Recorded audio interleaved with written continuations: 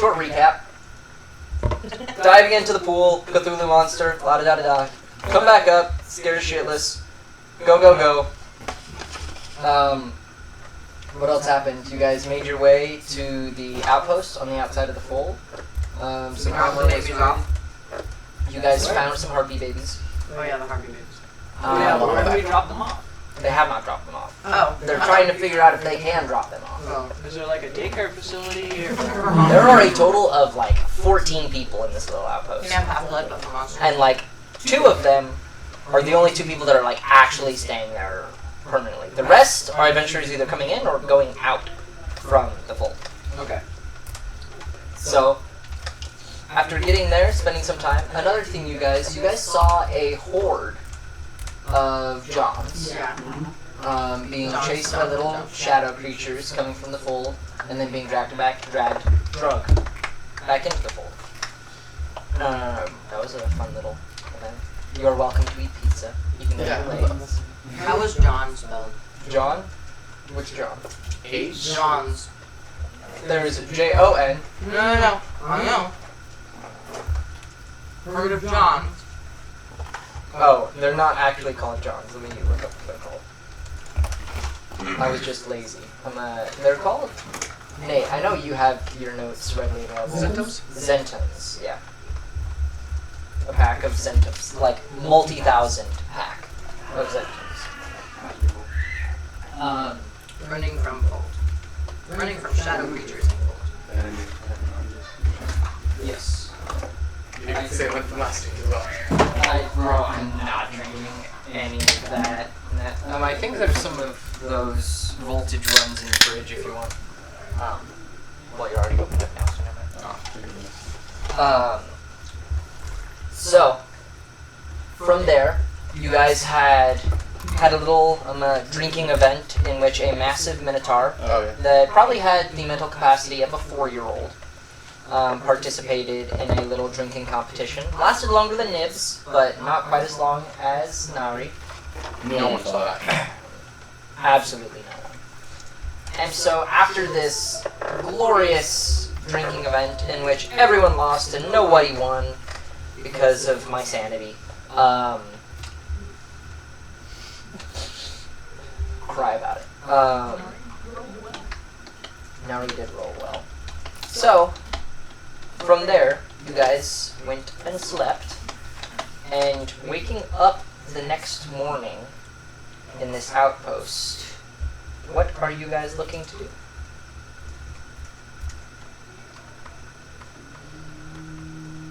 Well, what else is in this outpost that we're at right now? Like, nothing. There is a tavern, there is storage sheds. There is the port that has the skiffs, and that is it. We were told we should pick up Swifts, right? We were told to be reimbursed. Huh? First gifts, yeah. I'm missing something. Boats on ground. Yeah. Land boats. Cool. Well, Why were we told to pick them up? Because we're still heading westward, right? no, we're heading northward. Northward? Well, You guys are like here. so we're like northwest. I think we should keep going. I think we should convince Morgan to go pick us up some boats. Wait, what? I thought we were. What? I'm so confused. We're all in the bar. You're all in the bar. You guys went to bed No. Oh, we when we did. closed last Yeah. night. Yeah. After the drinking game outside the club. Oh, I forgot. So yeah, Jordan doesn't remember.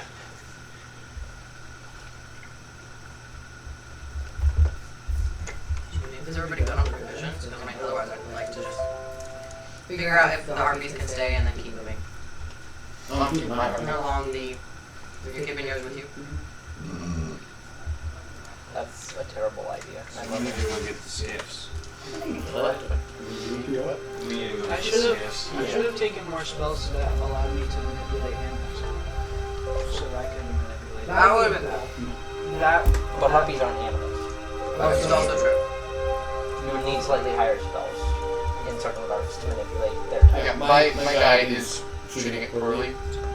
And usually the druids when treating animals, they be a little nicer to them than he's definitely treating the same things.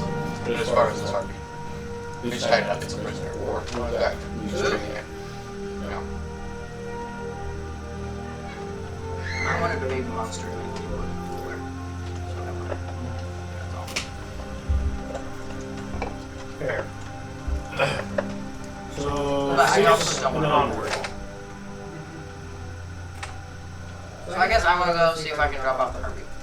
Drop off the harpy. Okay, I'm gonna get with Nibs, because Nibs was the This was person. the one who talked about it. Yeah, he was talking to Serac about it, which was the halfling bookkeeper that you guys met. And so you guys kind of approach, and Nibs begins talking with him. He kind of,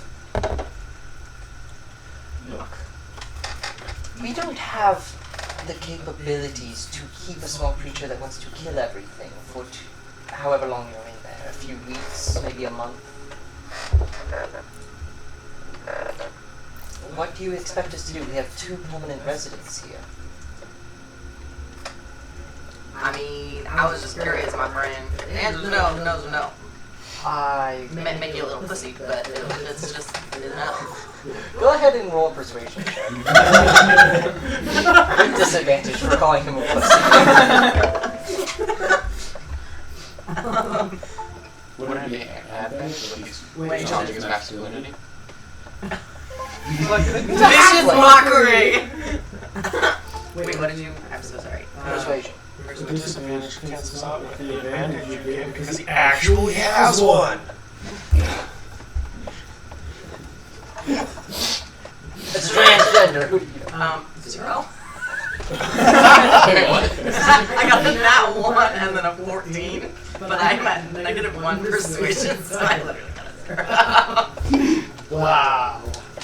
That's impressive. That's impressive. So he does not look that impressed at all. I mean, I was looking over it. Well, make an impression. You know, you made an impression. That's Alright, on the other hand, you could like tie it up and put it on top of your roof, and then you could, if you have like a crow problem, then you just keep it up there and it'll like attract close to eat it free. If you want to do that. His eyes kind of squint a little bit. That's a good idea. Don't mind my friend here. He left half of his brain cells at home. Do you want me to just take the pets and then... No, this one's mine. I'm getting plenty of use out of it. You know what? Frankly, I don't want to bring it where we're going, so you can do with it as you wish. Okay, so you're just gonna leave it here? Yeah. Okay. So... Not told. I'm gonna put it in his bedroom. Dude! Just kidding. Can I do that instead? Can I like try to Actually, sneak? Can I like try to sneak into the room and just like leave it there? Sure. Have these people been relatively hospitable to us? No, I find out that you're doing that. I don't want to do that. No. I'm not letting you do that if you try to do it.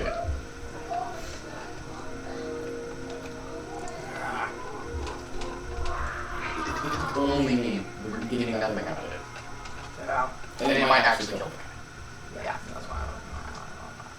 You could kill it and then throw it in the room. That would be hilarious. Arguably worse. Arguably much worse. And I should like to come back to the outpost if necessary at the end of it. Okay, I'm just gonna take it out back and just. Oh, you're just gonna... I'm gonna cry while I'm doing it, but yeah, we're gonna. Okay. Nibs offers Just to do like it for you. cry to Nibs. Nibs can do it because Nari can. Okay. Nibs comes back and it's gone. Nibs can eat it! I was about to say that the other one. Yeah, you did. So Nibs I kind of don't know takes that, it, because I was downstairs. looks over to you, Mikhail, and kind of winks to you as he takes it out back, and you guys don't even hear a scream. Or a squeal or a shriek. Did you bring a knife? Remember, he's very handsy. That's you. It's a child! No, it's a newborn. It's only a few days old. But the argument is still up to debate for their sentience. So. So it's bestiality. It's not pedophilia. It's great.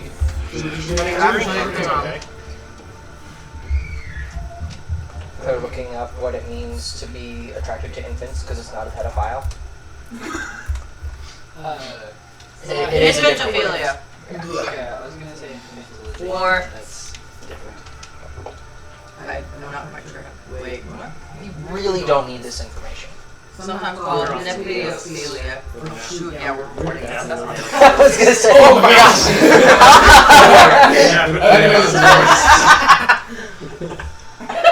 No, there was a comedic bit with dudes like, he was talking about, you can't explain it without sounding like a pedophile.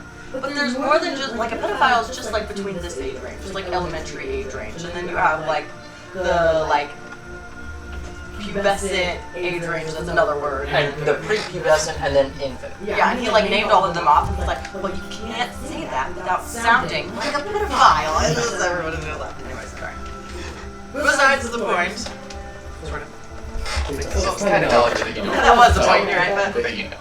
yeah, it's just like you don't say that. Google search history. You're on a watch list.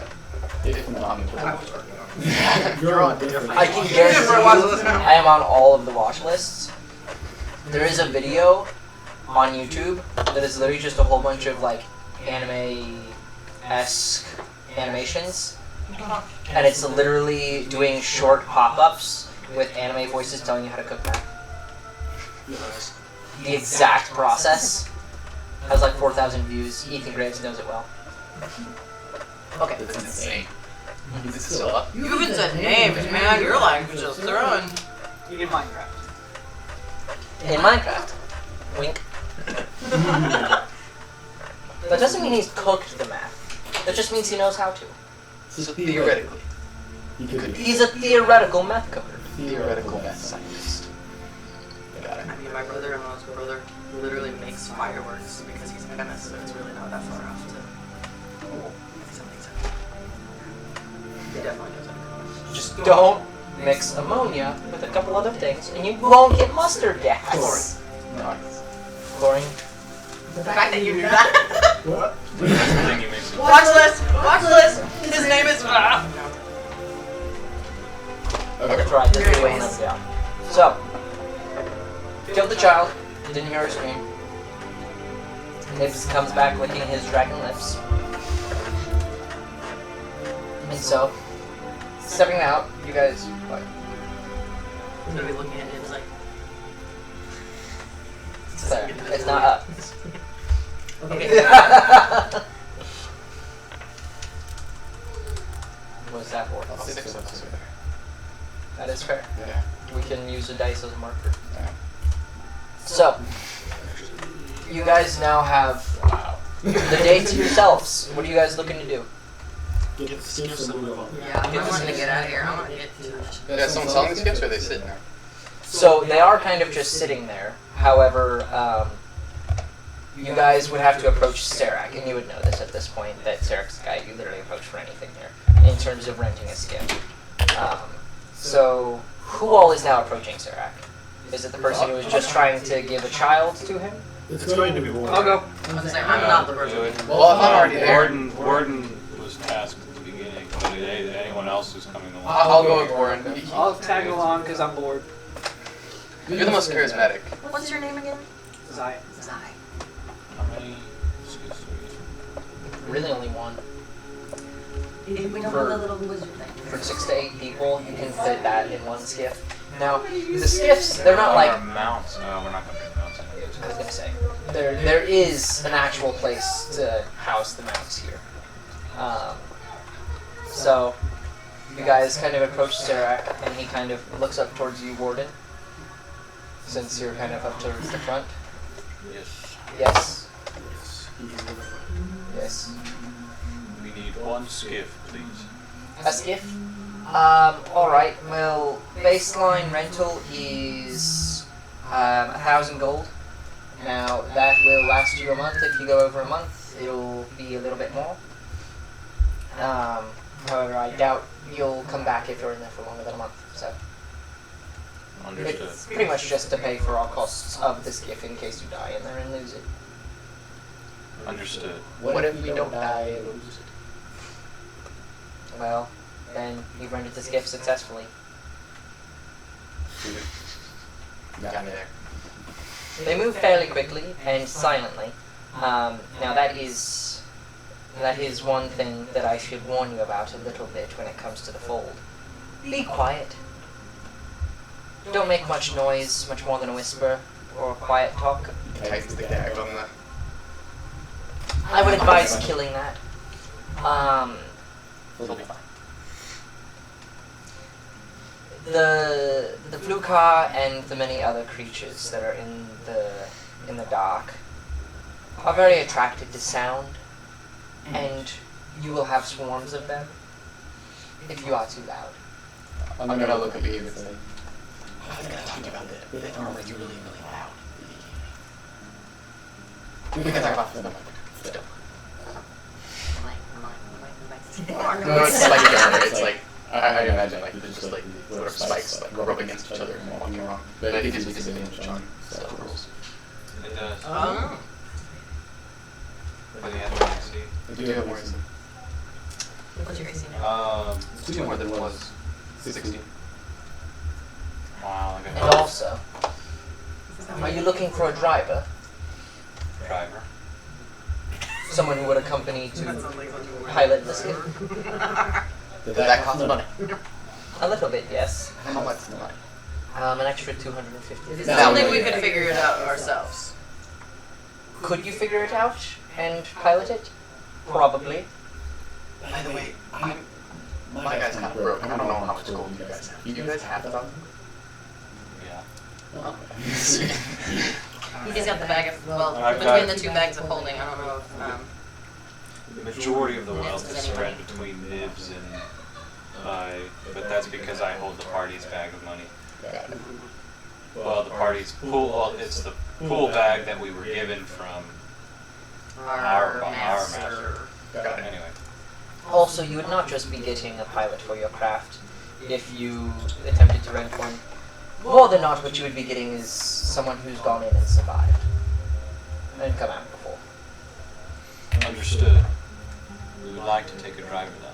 However, I will give you 1,000 down as rental, and upon returning your vehicle in well shape and repaired, I ask for 250 reimbursement. Alright, so you... I will repair it. Go ahead and roll persuasion. don't get a 0. You already have What's your charisma? Like an 11. I rolled a 4. Okay. We cannot do the persuasion thing today. I have a +0. Am I able to join in the conversation? I'm watching how Warden's going anyways. He's not doing very well. Yeah. That's You should go on about what it is. Oh, what it yes, is, how yes, he made all yeah, this work. Warden is a very responsible man. What? I'm wearing some of the armor. No, not totally the right track. Keep going. Okay. I mean, like, look at this armor. Look at this armor. Rose got it down. Okay. Continue. It's Christmas time, by the way. Yeah. I don't know. Yeah, that's about what Okay. Go ahead and roll persuasion. This will not be as effective as it could have been if it was the first attempt at persuading him. But how did it disappear? Wait, that was perception. That was perception, not persuasion. Let's just roll it flat. Wait. Wait, no, I messed it up. Where's the persuasion? He's like, Persuasion's no. gotta be so big. Where is it? It's on here. It's persuasion plus 8. Okay, there we go. I did the wrong one. No! So it's So it's a 13. 13. I don't think that makes sense. So Sarah Sorry! looks back. You did do the best. That was great. Since you are purchasing a driver as well, I could possibly persuade it to give a small recompensation dependent upon the driver's opinion on it. If you get in an encounter and are able to fix the boat and he is a witness of that, it would call for reimbursement. Understood. But if it leaves fine and comes back fine and there's no issues, then We'll leave you a 5-star review and tell all of our friends about it. There's only a certain group of people that's coming to this place, bro. I'm just trying to help anyone. 5-star review on what? Dude, draw 5 stars on a paper. Anybody that we encounter, we are contractually obligated. Dude, He's gonna start like little sales pitches every time we meet him. We'll tell everyone about have you ever heard about Langhorn Post? Langhorn Post has the best gifts anywhere. Like that you would love it if you did that. I mean, look at this driver. He's amazing. Think about it. You can like small discount, but getting so much more business. It just makes sense. Economic. Warden's counting his gold from the back. Warden's just like, Okay. I'm like sitting there writing the Look, check. we'll give you a 5-star review on Uber, Lyft, Yelp, Google reviews, and Facebook Messenger. Do it all. New York taxi. On our YouTube videos, you will be every single one. Link in bio. As long as you give us, what is it called? Free subs. Did I mention free subs? Full like and subscribe. Okay. Ring the bell. So I think you guys have gotten about all you're gonna get. The night prior, how much? Because I know the warden went about, kind of chatted with people here and there, smiths, other smiths, and the people who the bartender pointed me out to about who have either A, knowledge of Warforged, or B, are blacksmiths. So I know I chit-chatted with them. How much chit-chatting would you say? So I would say you probably successfully chit-chatted for maybe an hour. Some of them only wanted to talk to you about you and what you were, because obviously Warforged, intriguing.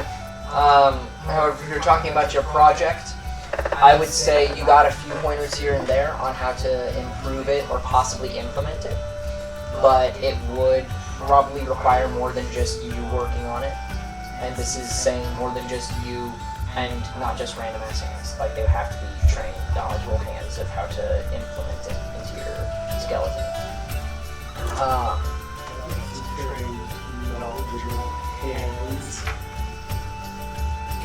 You're just gonna pour lye inside his armor, just like, it's not like if he gets lit on fire, he just melts. So I was basically told that it wasn't recommended to do alone. It's basically, it's doable, but you're likely to mess something up inside of you if you try to do it solo.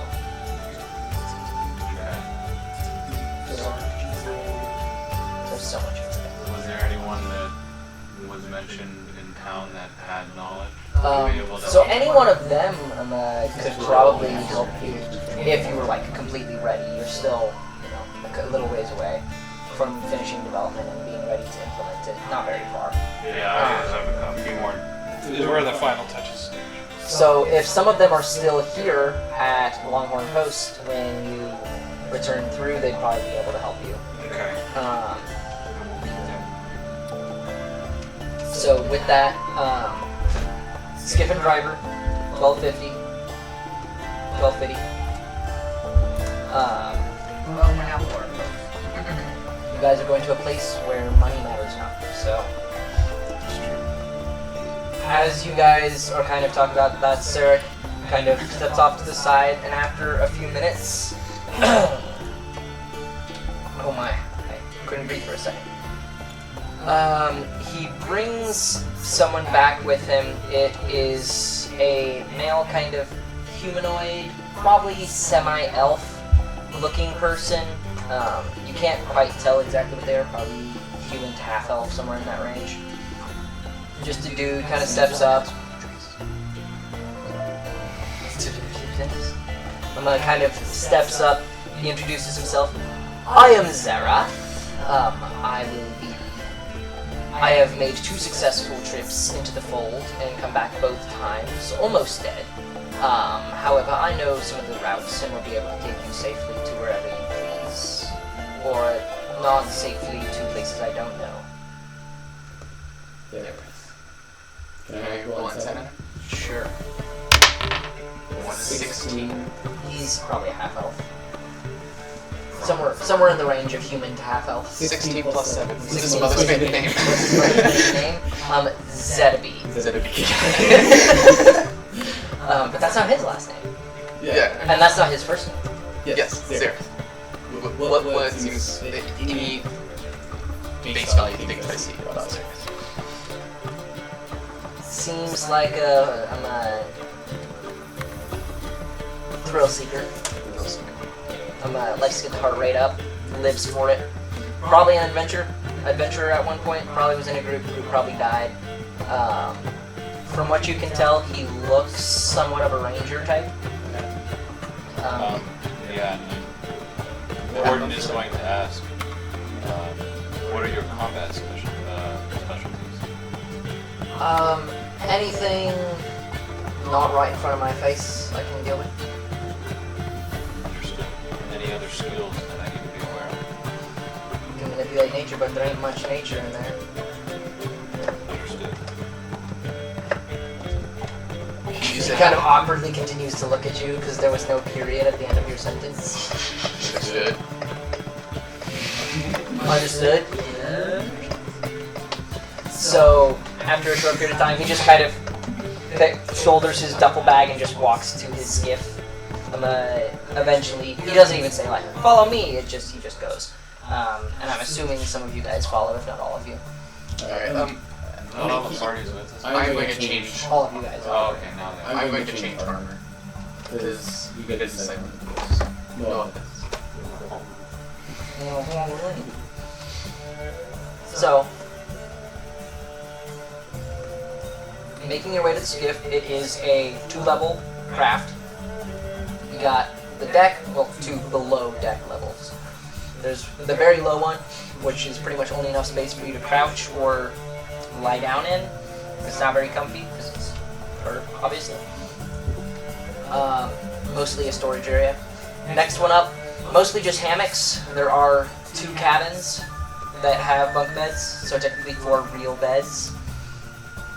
The ship, unlike a ship on the water, does not necessarily rock side to side when it's kind of just drifting. It has a singular, long, like, super thick iron just bar that goes down into an empty space that just has 2 hooks going off to the side that goes down into the ground, and you would assume by magic of some sort propels forward. You don't know exactly how it works, and you could take some time to look at it, but not necessarily right now. He kind of steps over. There is a special little quarters for him, because he'll probably... a very big skip. Yeah, it's a pretty big skiff.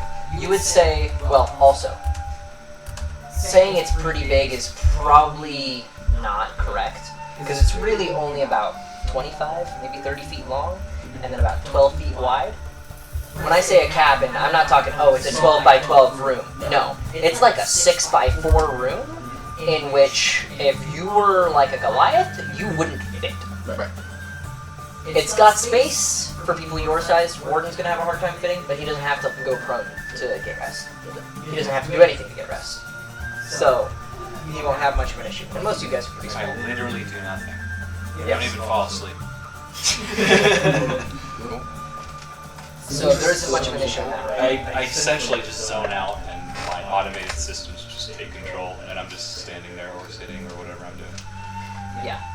So, Zareth kind of is pointing out places, kind of showing you guys where you're going. There is kind of like a captain's bunk that's a little bit bigger that he's going to be in, because he's probably only going to be sleeping around 3 to 4 hours a day. And he's going to be teaching 1 or 2 people kind of how to operate it in case there's an emergency in the 30 seconds it takes for him to wake up and get to the helm. It's a fairly basic boat, you know, you got a wheel, you got some stuff, you have an anchor, among other things. it really doesn't look all that special. Like, not many of you guys have necessarily been on boats where you weren't kept under board as a slave the whole time. But it's a very, very basic looking skiff. So he's just kind of pointing out where you guys are going to be sleeping, where to put all your luggage and stuff.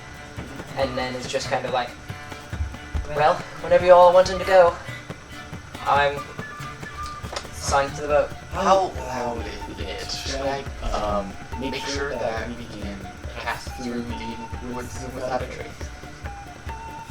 The skiff itself is nearly silent. Oh. It is quieter than an elf walking on snow. Now, that doesn't mean there's a lot of ambient noise or things that can slam into the boat that will be going around that aren't very, very loud. But that's why you hire someone like me who knows how to actually pilot the thing and won't run you into a rock. Alright, good.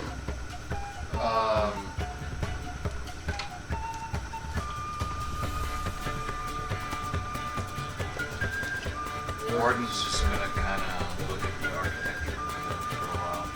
Okay. There is not much special about this. But like, what makes it functioning? There are very obviously some pretty powerful enchantments and runes around the like T-shaped like axle at the bottom. But you can't, without some incredibly detailed or a very high roll of Arcana, you wouldn't necessarily be able to figure out and definitely not replicate it. You would guess this is probably somewhere in between like 5th to 7th level enchanting and enchantments and arcane implants. Very powerful and very much arcane magic, not divine. Well, other than that, what are the other materials that the ship is made of? Ship, it's made out of wood. There's the iron rod. I mean, there's plenty of steel support beams and such. But I mean, it's not really made of anything special. It's made out of oak wood, steel, iron, beams, and clamps for support. When I say this ship is basic, I mean it is bare bones, functionally as cheap as physically possible, while still being a very, very sturdy machine.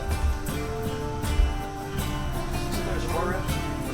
There are 2 rooms, have double bunks in them, and then a 3rd room is the captain's chamber. Okay, so who's sleeping on the bottom? Because there's 4 beds for us, and there's 6 of us. Who's sleeping on the bottom? Well, there's hammocks too. Are we going into the fold right now? Like, is that what's... That is up to you guys. You guys have bought supplies. You guys have bought resources. At that. Oh, we had talked about, like, going along the water. Yeah, you guys had talked about possibly going into... That's what I would like I'm to gonna do. have to remember how to pronounce this. Uisce. And possibly exploring around there a little bit. And then really, or at least what I'm thinking, is over the next couple sessions, possibly more than the next couple, we'll do some exploring. We'll go to some places that you guys kind of want to check out, whether it be the ruined cities, and see what's in them. Possibly each ruined city will take a session or 2, if not more. But more than not, the in-betweens is going to be either rolls or times that it's like, okay, 2 weeks later. Because being a cartographer and mapping out a dark place where you're just being quiet the whole time is not interactive. So at a certain point, I will say, okay, have we done what we want to do in the fold? Alright, we're going to skip 2 weeks later, you guys map out the area, you know, any extra charges or whatever come in, and then we come out. That way we're not spending months of sessions in the fold. So, with that, are you guys ready to enter? Yes. New combat zone. Everyone in the party must press yes for free to move on. Yeah, we're ready to go, but as we're getting ready to go, I'm going to notice that he is not wearing a spiked armor, and I'm going to mention, would you like a shield instead? Actually, that'd be pretty nice. And I then reach into one of the pockets in my bag on my back, spare shields. It's about the size of like a buckler, so Oh, okay. there you Sweet. Thank you. It's pretty big for you. go. I'm giving him my spare shield. Any disadvantages because it's too big, or just That shield. No, it's a small shield for him, but it's It's the size of a. I mean, Sweet. So just just normal. Why? Actually, how big are you? small. yay big. How big he is? I'm tall, no. Right. Well, before actually, I'm going to size it up to before looking at him, and then I'm going to put it, take it in my kind of sit it here, turn on my toy, yeah, and I'm literally just going to shave off the edge, and my hand, my wrist just like rotates 360 while I just cut all along and make it a smaller buckler. Perfect. Fantastic. Nice stuff. Grabs it on both edges.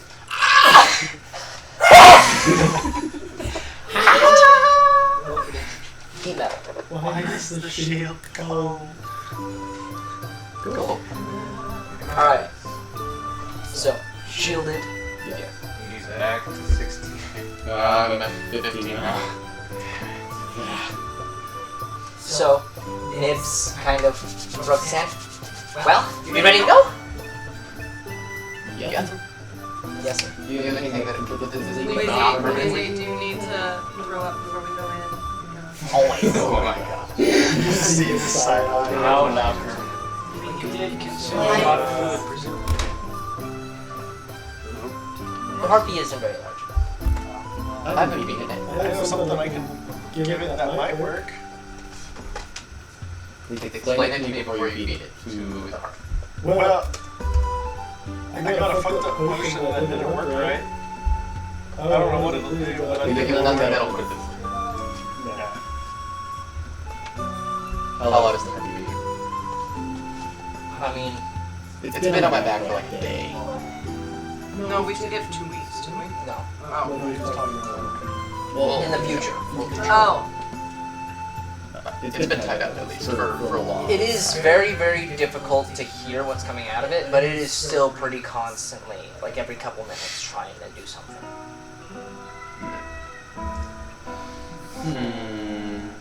Here, let me just give this. Nibs, I feel like Nibs would be like, I'm not going to take care of that. Okay, but you need to bet on it. How about that? And you need some compensation if this thing doesn't wake up again. I can't guarantee. Don't be much. It's not worth much to me. Tinkle. 10 silver. 5 gold. One. That's the exact same bet you just paid. Okay,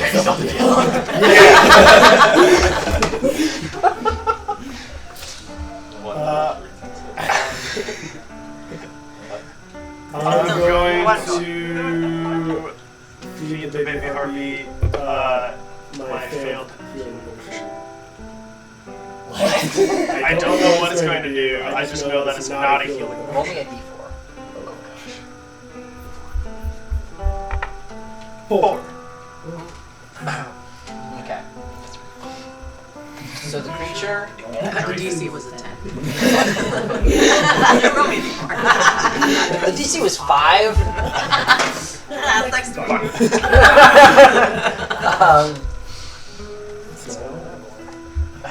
It just turns into, God.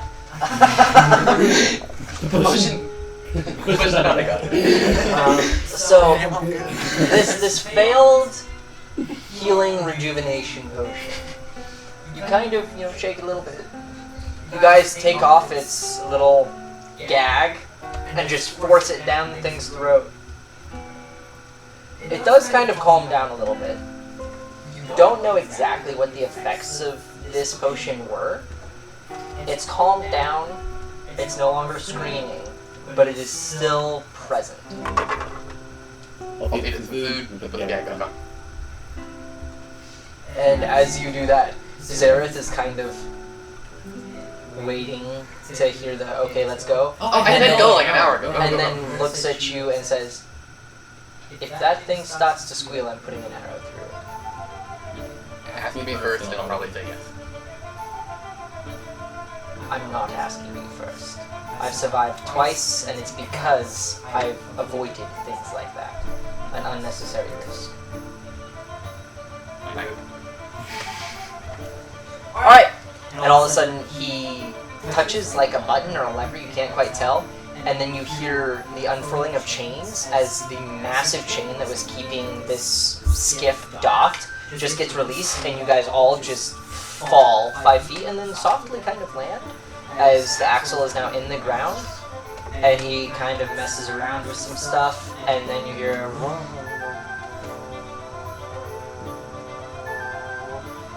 and then it starts moving forward.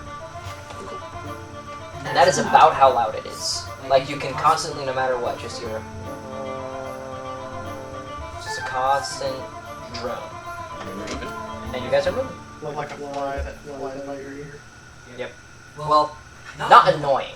It's much lower decibels. It's not like a... It's low. So like a bumble. It's like a black... It's like a white noise. Helmet?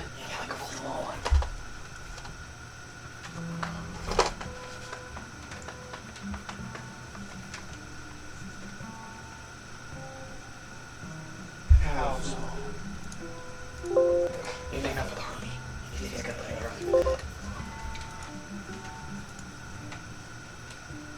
He just said he was going to put an arrow through it. He didn't say its head. Regardless. Alright. Unfortunately, no. So you guys begin making your way, and you guys were maybe a quarter mile, half mile from the fold itself. From this, like, not pitch black, but like super deep gray, hard to see, just line in the world. And you guys go from this tranquil, fairly calm environment on the countryside to a torrential downpour in mere seconds as you enter the fold. It is dumping on you guys. And as it's dumping, you guys are just hearing lightning all around you. And as you guys are entering in, you get the sense that, okay, while it's maybe going this hard, you might be able to talk a little bit louder than a whisper, because you won't be able to hear each other otherwise. But I mean, all of you guys can communicate telepathically anyway, in betweenst yourselves. So I would say most of the What time. about them two? They don't have one. They don't have rock No, they talks. don't. How do we get them? We got it from our master. Yeah, they got it from Quintamoris. You gotta stay with us. So yeah, you guys will have fun with that. The rest of them can communicate in between themselves, though. Don't leave us. Don't leave. Pick one and stick Yeah, I was about around. to say we should have a buddy. I mean, there's 6 of us. That makes sense. Who's buddying up with who? We should also have like higher AC I call and not lower nibs. AC. Well, unfortunately, I already have nibs. Okay, good. I was saying I call not nibs because he's racist. So out of Mikhail and Nari, who's taking Trekker Jai? Honestly, the gnome's kind of annoying to me, so I'd rather take some. Well, I got pretending I don't want to kill anyway. Only vehicle, but then does. Oh, there you go. You mean tons of work? No. Wait a second.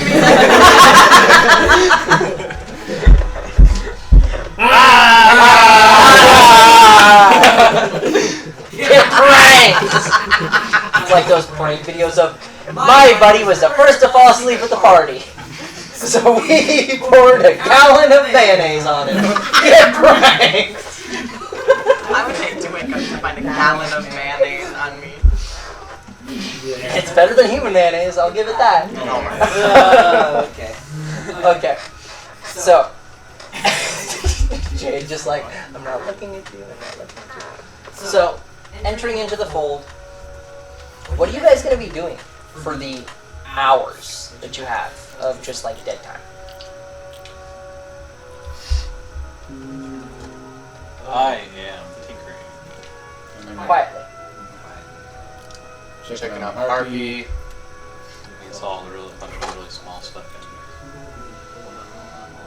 Let me make sure that this makes sense. Got any good books, Warren? I don't read a lot, I'm an award. Warden pauses what he's doing, looks into his bag of books.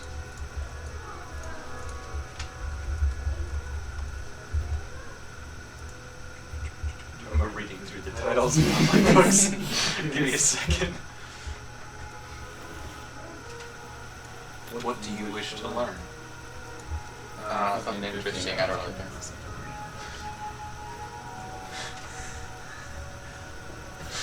I'm gonna ask Twig for some more if it's minimum. You have to me for that. I'm just not even acknowledging. I'm just talking to Twig. Twig. Twig kind of uses its end and just kind of like hangs onto your neck and then just kind of slides over. Thanks, buddy. Does anybody You have? kind of, and then like I feet and everything. You know, I like that much. Does anybody have a pen It and kinda looks paper? There is some. Well, I mean, like- since I am Oh, in socially game? inept, and you didn't give me any direction, Oh, he would have pen if he have pen. I pull a book out and hand it to you. You know, leather-bound book has some like a kind of like a sketch of on front of it, sketch of a bug and a leaf, and then like water and like a bunch of other stuff, and on front of it it just says honest biology. The book's called Honest Biology. As a druid, I would know everything in this book. Am I wrong? So the difference between like a biology and a druid is Right. the druid knows Biology. they don't know it. They don't know nature. They understand nature. They understand the processes and can connect with it. Biology is the scientific approach towards it. I would not consider like druidic magic a scientific approach to nature. Right. I would consider it a feeling, being able to connect with it. Okay, looking at the You book. probably wouldn't know. You would know some of it off of personal experience. He's bored enough, he sees the bug, he's like, oh, board's sneaking to me. Okay, and he's gonna go sit in the corner. You forgot you were a druid. I feel like Gordon's whole character can boil down to 2 words. He forgore. He forgore. Alright, so he's gonna sit in his cot. I would like to borrow a pen and paper from Nibs and write music without hearing it as like an exercise. I don't think Nibs can. Well, she said that Nibs I feel like might I give think it to Nibs me, would but give she would want it back, or that he would want it back. He would 100%. He gives you his worst pen Yeah. and paper that already has like scratched off notes on it. That's okay. I just want something to do. It helps me relax my mind. I have a good enough knowledge of music that I can hear it in my head. Alright, He's got perfect pitch, guys. that's what I'm doing. Relative pitch. I am. Can we see anything out? Where are we at? So while you're on the deck, looking out, you guys see a landscape. Now, recognize the landscape you were just in, not but a mile ago. Kind of not necessarily lush, but fairly thick grasslands, forests, the plains. Okay. You guys went from that to thick, coarse, dry dirt. It is being rained on, and the dirt is still dry. Like being poured on, and the dirt is dry most of So it. it's odd. Very odd.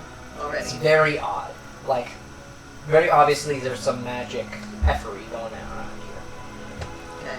So this dirt doesn't have grass coming out of it, and if it does, it's like nasty, ugly thorn bushes and weeds. Anything good that's from nature doesn't seem to be growing here. Okay. Just things that only survive off of water. Like there is no sunlight here. Zilch, nada. You guys went from a bright sunny morning to complete darkness, as if there is no sun. Also, would the prototype glasses that we were given, what were those supposed to do?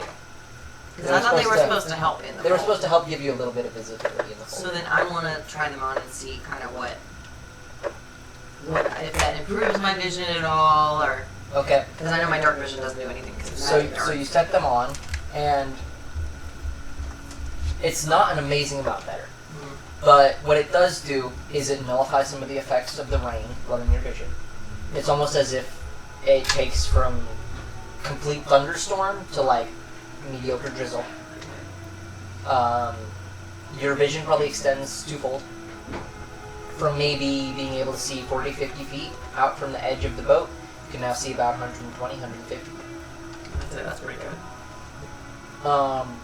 And you can, after that, I want you to make a perception check. Use a real die. That is a 16. Okay. One more.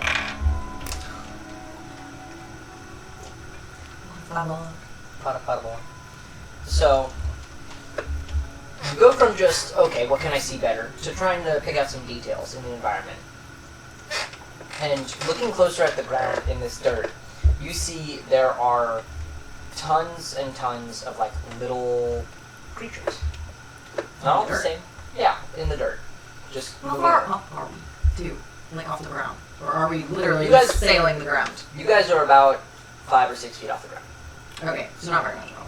Well, that's from the bottom of the boat. And then you have the deck. You guys are like 15 feet up. Okay. So looking out, you actually see quite a few of what you would call fairly normal creatures. Okay. But either mutated or messed around with, or maybe that's just how they come naturally in this world. Like rabbits with 6 legs, but they're not paws, they're clawed feet. Almost as if they were like bird feet. And That would be really weird.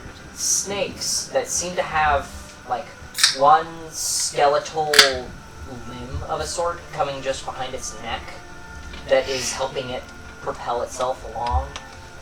Little birds in the sky that seem to have more like pod feet, but also don't have any feathers that are just flying through the sky. So like a bat?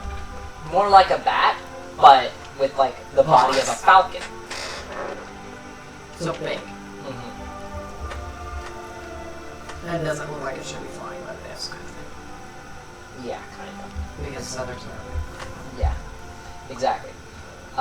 So just little weird creatures. As things go along, you spot a few more, not necessarily important ones. Eventually, however, you do see a small like rumble in the earth, almost as if the earth itself kind of like comes up as a divot. And after a little bit Like, of time, and then comes down, like Yeah. if something's moving like underneath something's it. moving underneath it. Gross. And you see along the side of the boat, there's, a small creature, but probably more like the size of a dog. Complete, no fur at all, 8 legs, 2 arms sticking out of its back. Seems to be more like a predator of some sorts in this area. And there's just a blur of purple coming out of the ground. And the Around creature it? disappears. Oh. And you see a, line, maybe 4 feet wide, come up out of the earth, pick it up, and go back in. And it's just this ridge for like 2 seconds, and then it's gone. But I didn't see the specifics of what it looked like. It's a big worm. Eli, I might ask the driver. So, are all these creatures that live here mutated? Are they? Do we have any idea why they're so peculiar? Look, darling, all I can say is after 7 years of being here, well, I haven't been here 7 years, after 6 years of being here and 7 years of the Nudalian Empire being here, nothing here is like as it is in Volusia. None of the creatures, there aren't sheep here, there aren't cows here, there aren't pigs here. Everything's different.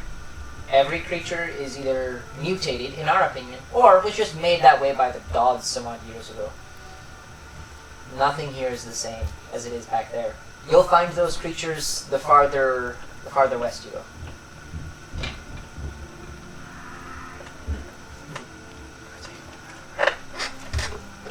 Alright, just gonna go back to looking out the deck and she's actually gonna go find people and remind the original party that they also have those classes. Okay, I'll say that you guys probably put them on, at least when you're topside. Yeah. They do kind of mess with you. You know, There were only that's 4 another thing pairs we given. messaged my master, I know. Now it's also why you guys should stay closer because we can see farther than you guys can. You can't see it all. No. By the way, I have dark vision. so But it's magic dark, so it doesn't. this is a magical storm, so your general dark vision will not work as good. It still works to some respect, but probably to about half of its general capability. So like, whereas you would be able to see 60 feet, now you can only see 30 feet or something like Yeah. that. Like not as far, or just Or like you can see the same difference. It is far less clear. Like usually it's like, okay, I can see as normal 30 feet, and the next 30 feet is kind of like blurry. It's like, okay, 30 feet is blurry, 60 feet is like I can barely see shapes. Gotcha.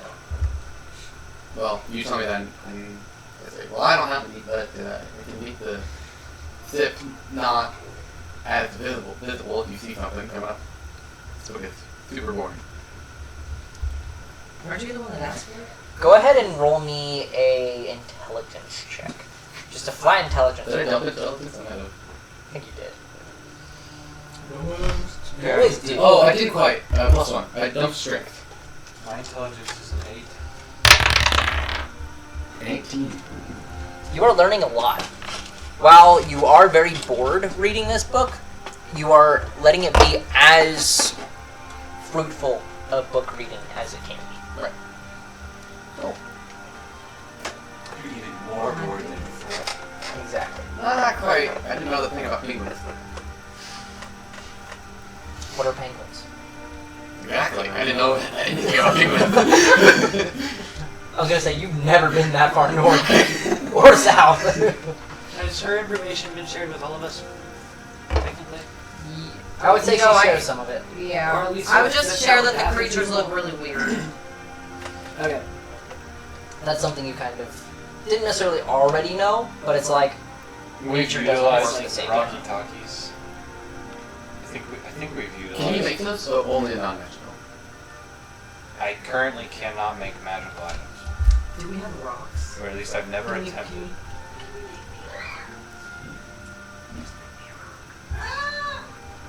Like a normal rock. Reaches down. Are there any rocks on the actual ship that are present? roll investigation. Dang it, I don't have good investigation. Search for rocks. What about perception? Well, 15. that's not bad. That's not bad. So, you kind of say that you don't have rocks, but as soon as she turns away, the rest of you guys kind of just see Warden kind of walk over to the side. And like Side to side. I just And look go at to the another boat. area of the boat and look side to side.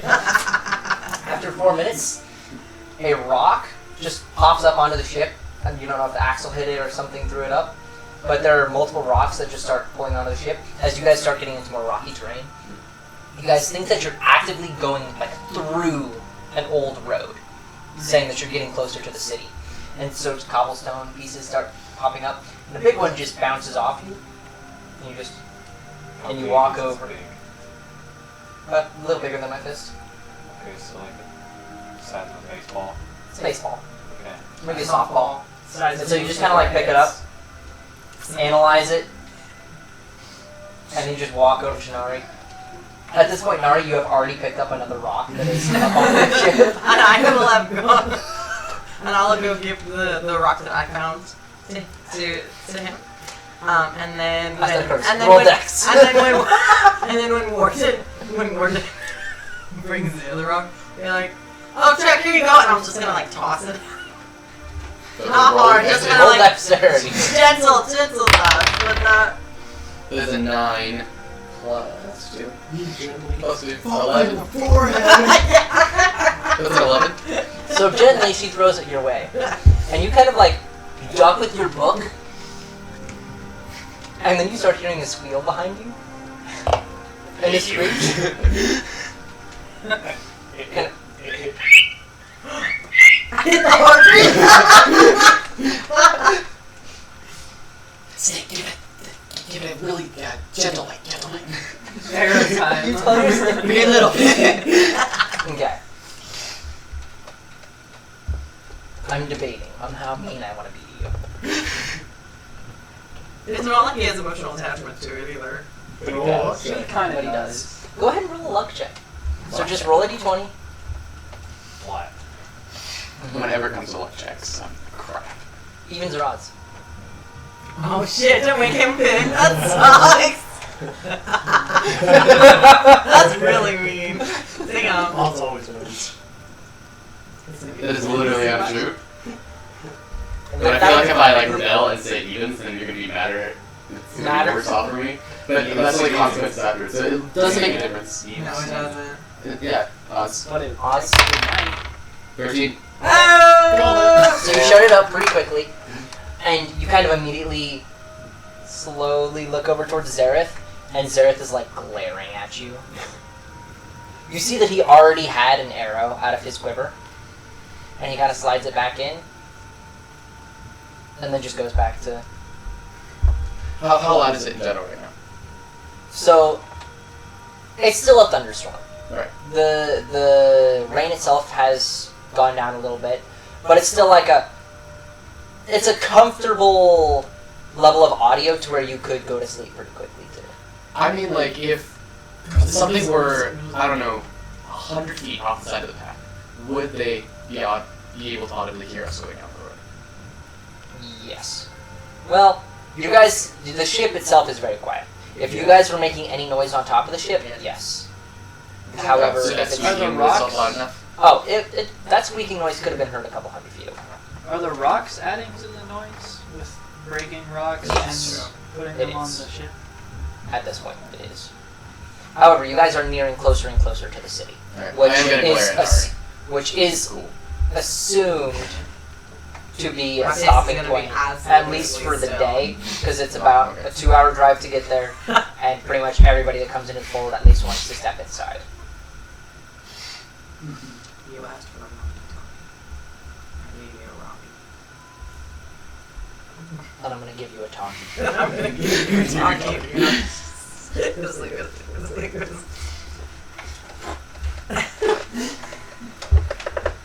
Alright, I'm gonna feed it a couple minutes later, make sure it's not dead.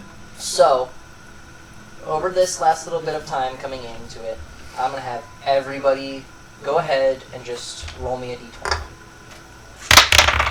30. Okay. Nat 20!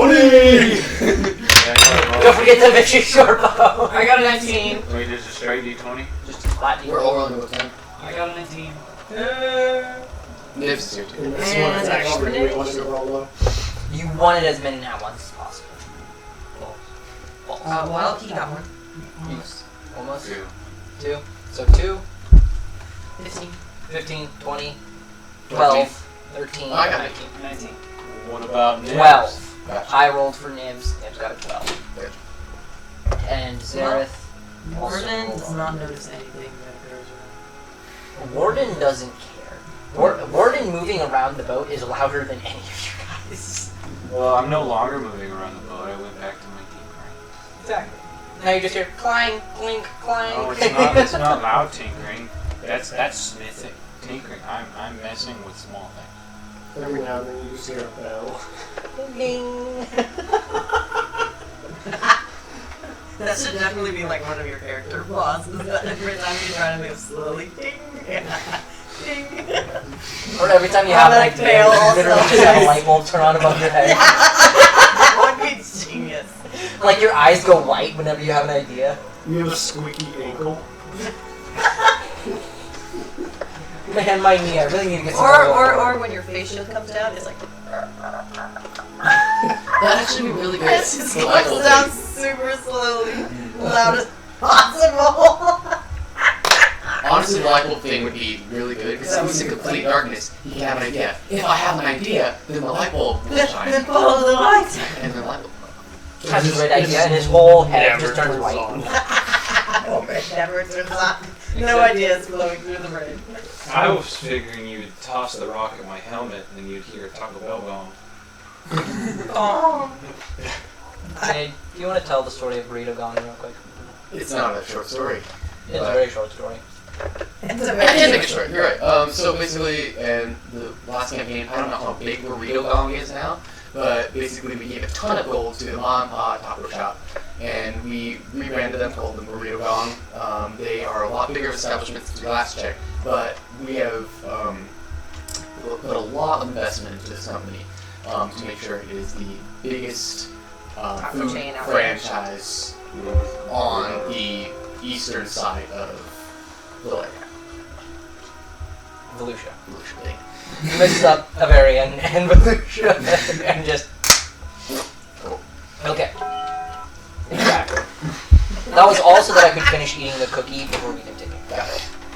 So, I didn't have a cookie yet. at this point, you guys feel the skiff starting to slow down. Whether you're napping down below or looking at things up above. What are you doing? It's 10 hours of silence occasionally broken by a Taco Bell comment. I've played that many a time in a Discord server and just had new people terrified when they hear just gong. It's beautiful. That's the third bell. That's the third bell.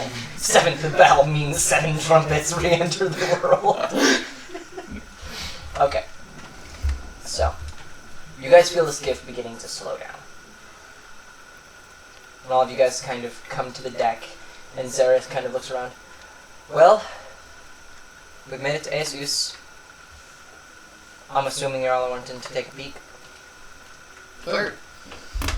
I finished the volcano. That's just inside the fold, right? It's about an hour or two in. Skirt. You guys are on the southern side of the city.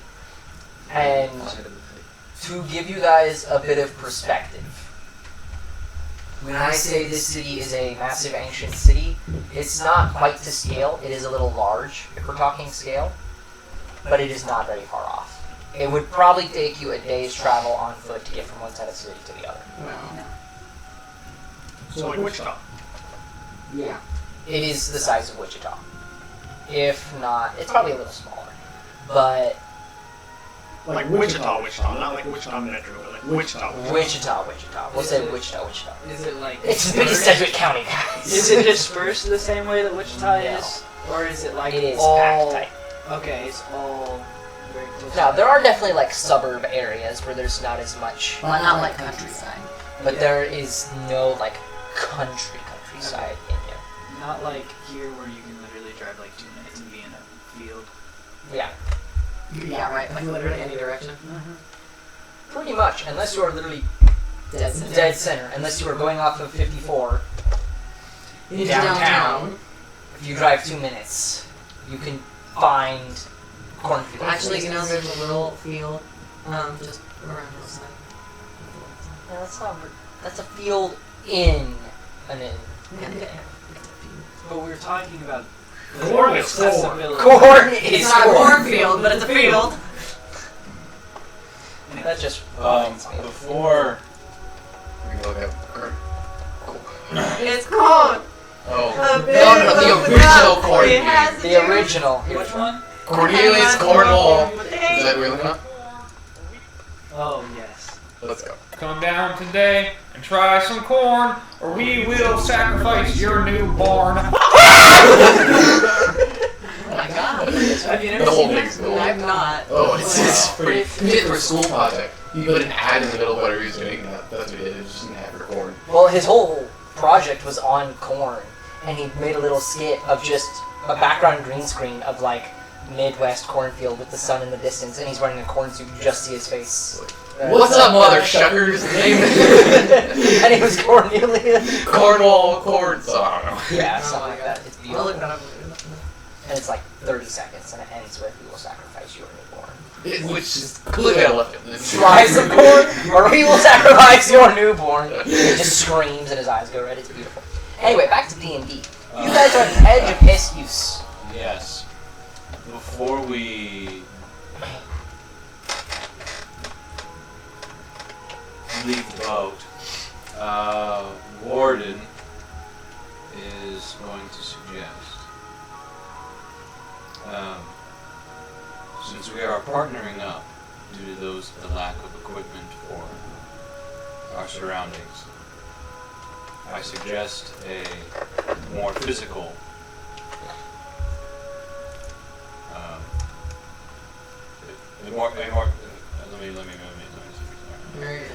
a more physical system.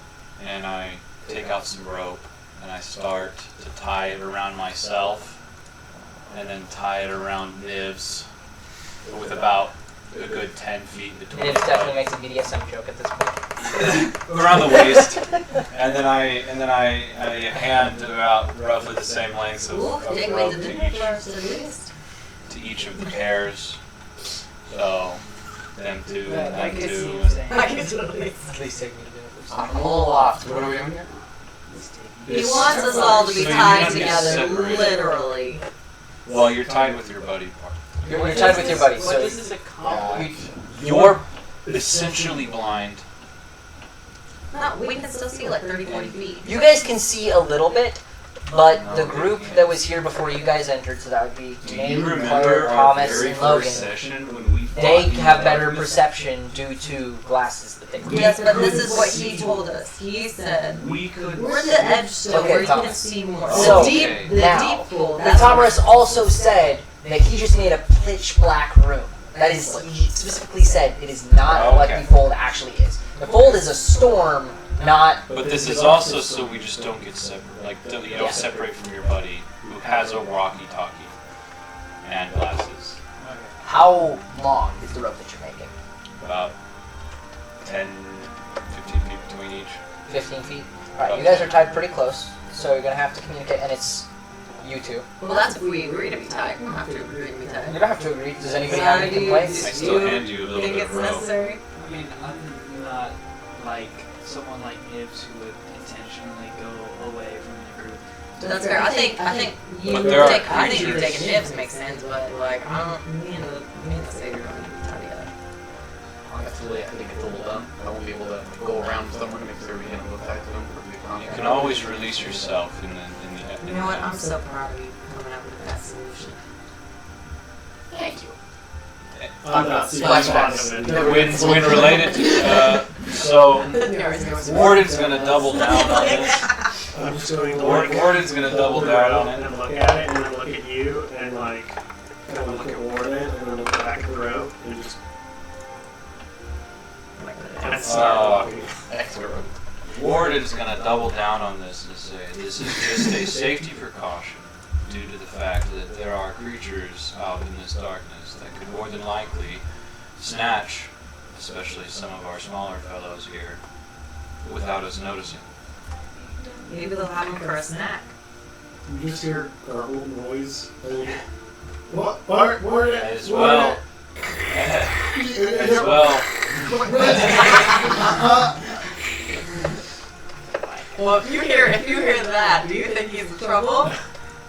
No, hold on. You should open it. I don't like it. As for combat, obviously it can be removed for combat efficiency. This is just for traversing the town. Do you have a knot that I can release extremely quickly? A what? A knot that I can release extremely quickly so it doesn't take me like super long. Warden is going to tie his shoes. No, I'm going to tie the rope around his waist. How big are you again? What, like this tall? 4 foot? No, 3 foot? he's 3-something. I'm going to get down on one knee and tie the rope around his waist. I'm gonna go for prone and Honestly, your entire chest cavity might be 3 foot. That you're laying down, you'd be about waist level with me. Well, you think about it. My son's about 2. What is it?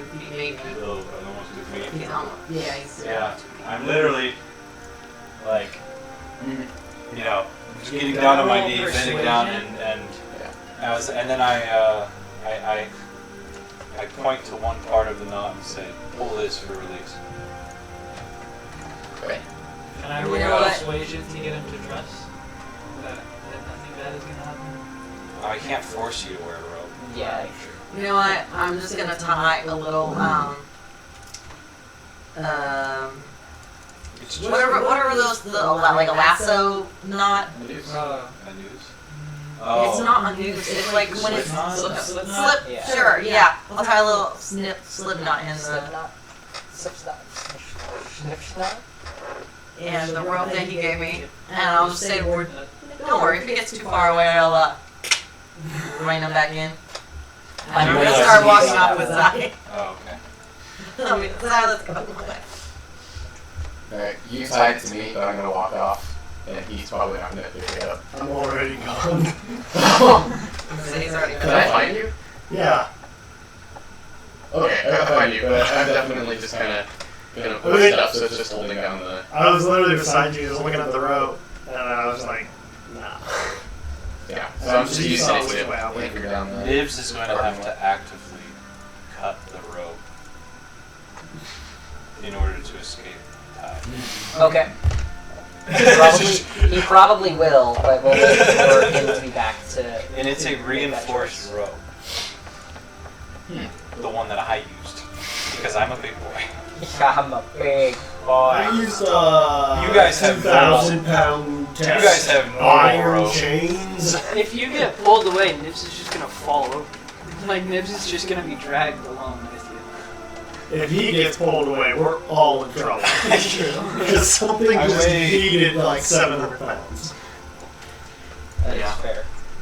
And if something can just yeet 700 pounds like that, We're all no. fucked. We should run very quickly.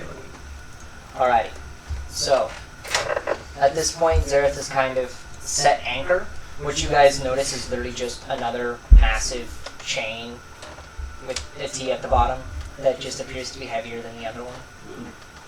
That he kind of is down at the ground, kind of pushing into the earth a little bit. He has parked you guys literally like on a house.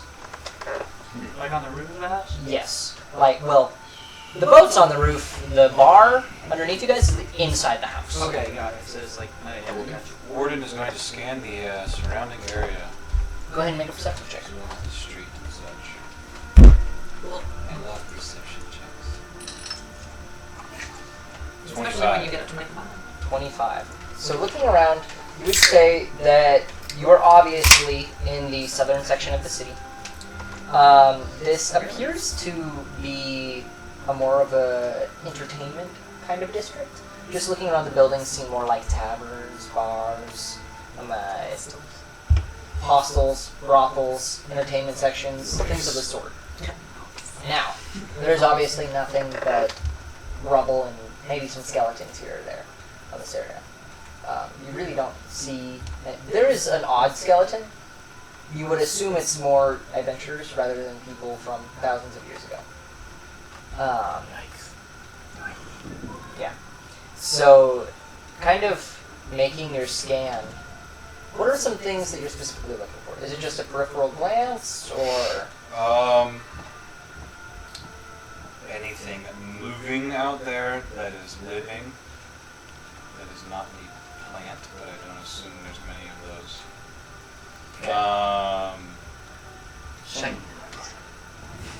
I am looking for... I'm also doing kind of at the same time, a tactical kind of laying out the area, or my surroundings in my head. Looking at possible escape vectors or points of ambush or anything like that, and then also just in general a point of interest to walk towards. Okay. So, coming into the south side of the city, there are some ruined walls around the city that you guys have come through. Looking around, you see in particular, with the 25, there is nothing really moving. You see a few somewhat disturbing movements that kind of just look like a massive rat. Like a rat the size of a German Shepherd. I don't believe in RUS. Wait, yeah. Or, yeah. Rodent of unusual Yeah, size. ROUS. Yeah. Yes, rodents of unusual sizes. Very, very large rodents. The rodent's like the size of Nibs' head. Nibs. No, like the No. size of you. The size of a German Shepherd. Oh, so he's The size bigger of than Sarah. me. So this is... It's these Imagine- mice are A Sarah, but a rat. so the body mass of it is larger than Nibs. The body mass of it is larger than Nibs and Shek together. And Shrek together. Shek. So, these ruins, are they like crumbling ruins that are like 5 feet tall? Or are they like Are there any two-stories? taller buildings that are just like super dilapidated with some of them collapsed? Mix and match. Specifically because, you see, say, what has happened to the Grand Canyon if you just have one constant stream of water going through one section. Now imagine a constant torrential downpour on an entire city for probably hundreds of years at this point. You guys don't know exact time frames. You don't know when the pole was put up. But you know that ever since about 7.5 to 8 years ago, it has just been raining nonstop. And it's assumed that it's been doing for a long time. So a lot of the buildings are collapsed in because the roofs just can't handle the degradation. Just chemically they fall apart. So more than not, the buildings are the 5-foot tall roof on the floor of the building kind of ruins. There are some that still have their roofs up, in which you actually can find reprieve. They are few and far between, and they are very, very, very well crafted buildings. So, uncommon. But to continue on with you, there is actually one building in particular. There are plenty of well defendable areas in the near vicinity. One building in particular looks to be some kind of a tourist trap gift shop kind of spot. And you kind of see that as maybe a possibility of maybe a map, maybe information about sections of the city, maybe some information on where we can go from here if we're wanting to investigate certain aspects of the city. So from all of that, Warden's automated response system, the ARS. Automated response system. What is the E? Is there an E? I don't know. We need an E. See if you get bonked in the head. You go, Automated response system experiment. There we No, automated response system evaluation. Hey, I like that. It's ours. Yeah, is you all kind of just hear it go off. It says threat level low, points of possible conflict, scanning, and it just you kind of hear like a little beep, beep, and then it just goes silent.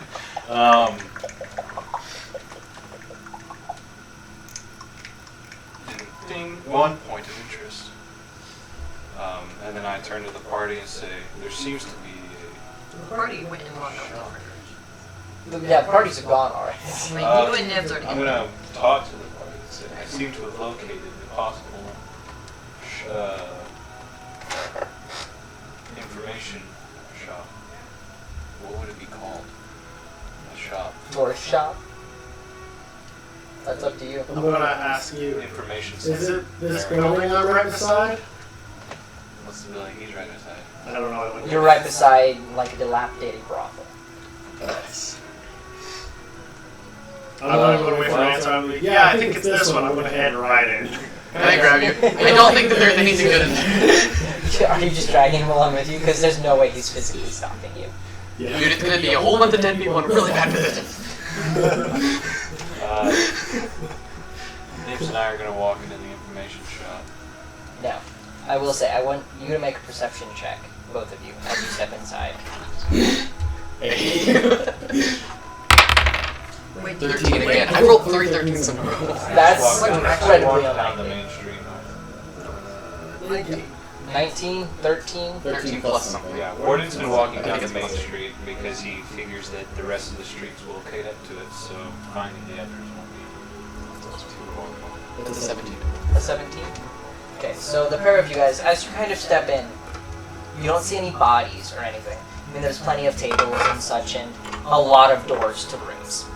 But specifically, some of the infographics on the walls don't necessarily point towards sexual connotations, but are speaking of interpersonal relations of what appears to be some form of autonomous creature and a human, or an elf, or a dwarf, or of some kind. AKA speaking of interpersonal connections between an automaton of some sort and flesh-ridden creatures. So like a rock talking to a tree. Oh, sorry. Kind of like a Warforged talking to an elf. Are they gross? I'm wondering if he would burn them off the wall, or if he would be like that. They are not deeply... They're not explicit. They're not detailing you how to rail a robot. Okay, so he doesn't burn anything. He's just weirded out. But it is very, very weird for you to step in, see those, and be like... And after like 2 seconds, you see Mikhail. There is nothing in here. There is nothing worth staying for. There are no bodies, no robots, just tables and rooms. I'm gonna call over to Warren talking to Warren and be like, hey Warren, I found your cousins. Is there a front desk? There is a front desk. Is there money at the front desk? There is no money at the front desk. Uh, The quietest I've ever heard. Before I respond to him, I'm assuming we were searching into the information center. Yes, so you kind of step back outside and you see the rest of your group walking into a small, fairly dilapidated building. It's actually held up fairly well, surprisingly. But stepping in, you look around and there are infographics of the city talking about different attractions, a zoo, of a museum, of multiple different parks and recreational facilities that people can visit. And these ones are explicit. Oh, very explicit. If the rest of you guys want to roll an investigation check. And at this point, you guys notice that Zareth is no longer on the ship, but he's just kind of like standing in the square, just kind of like looking over you guys and making sure you don't do anything retarded. I got a 9? Nice. How many got out of 13. Sister? it? Somehow I got out of it. So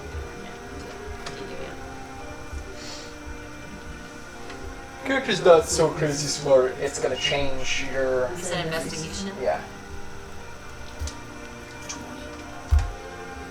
I don't think she can get a 23. I can get a 23 actually, but I got an 11. I thought you were about to say because I got a 23. I was like, nice.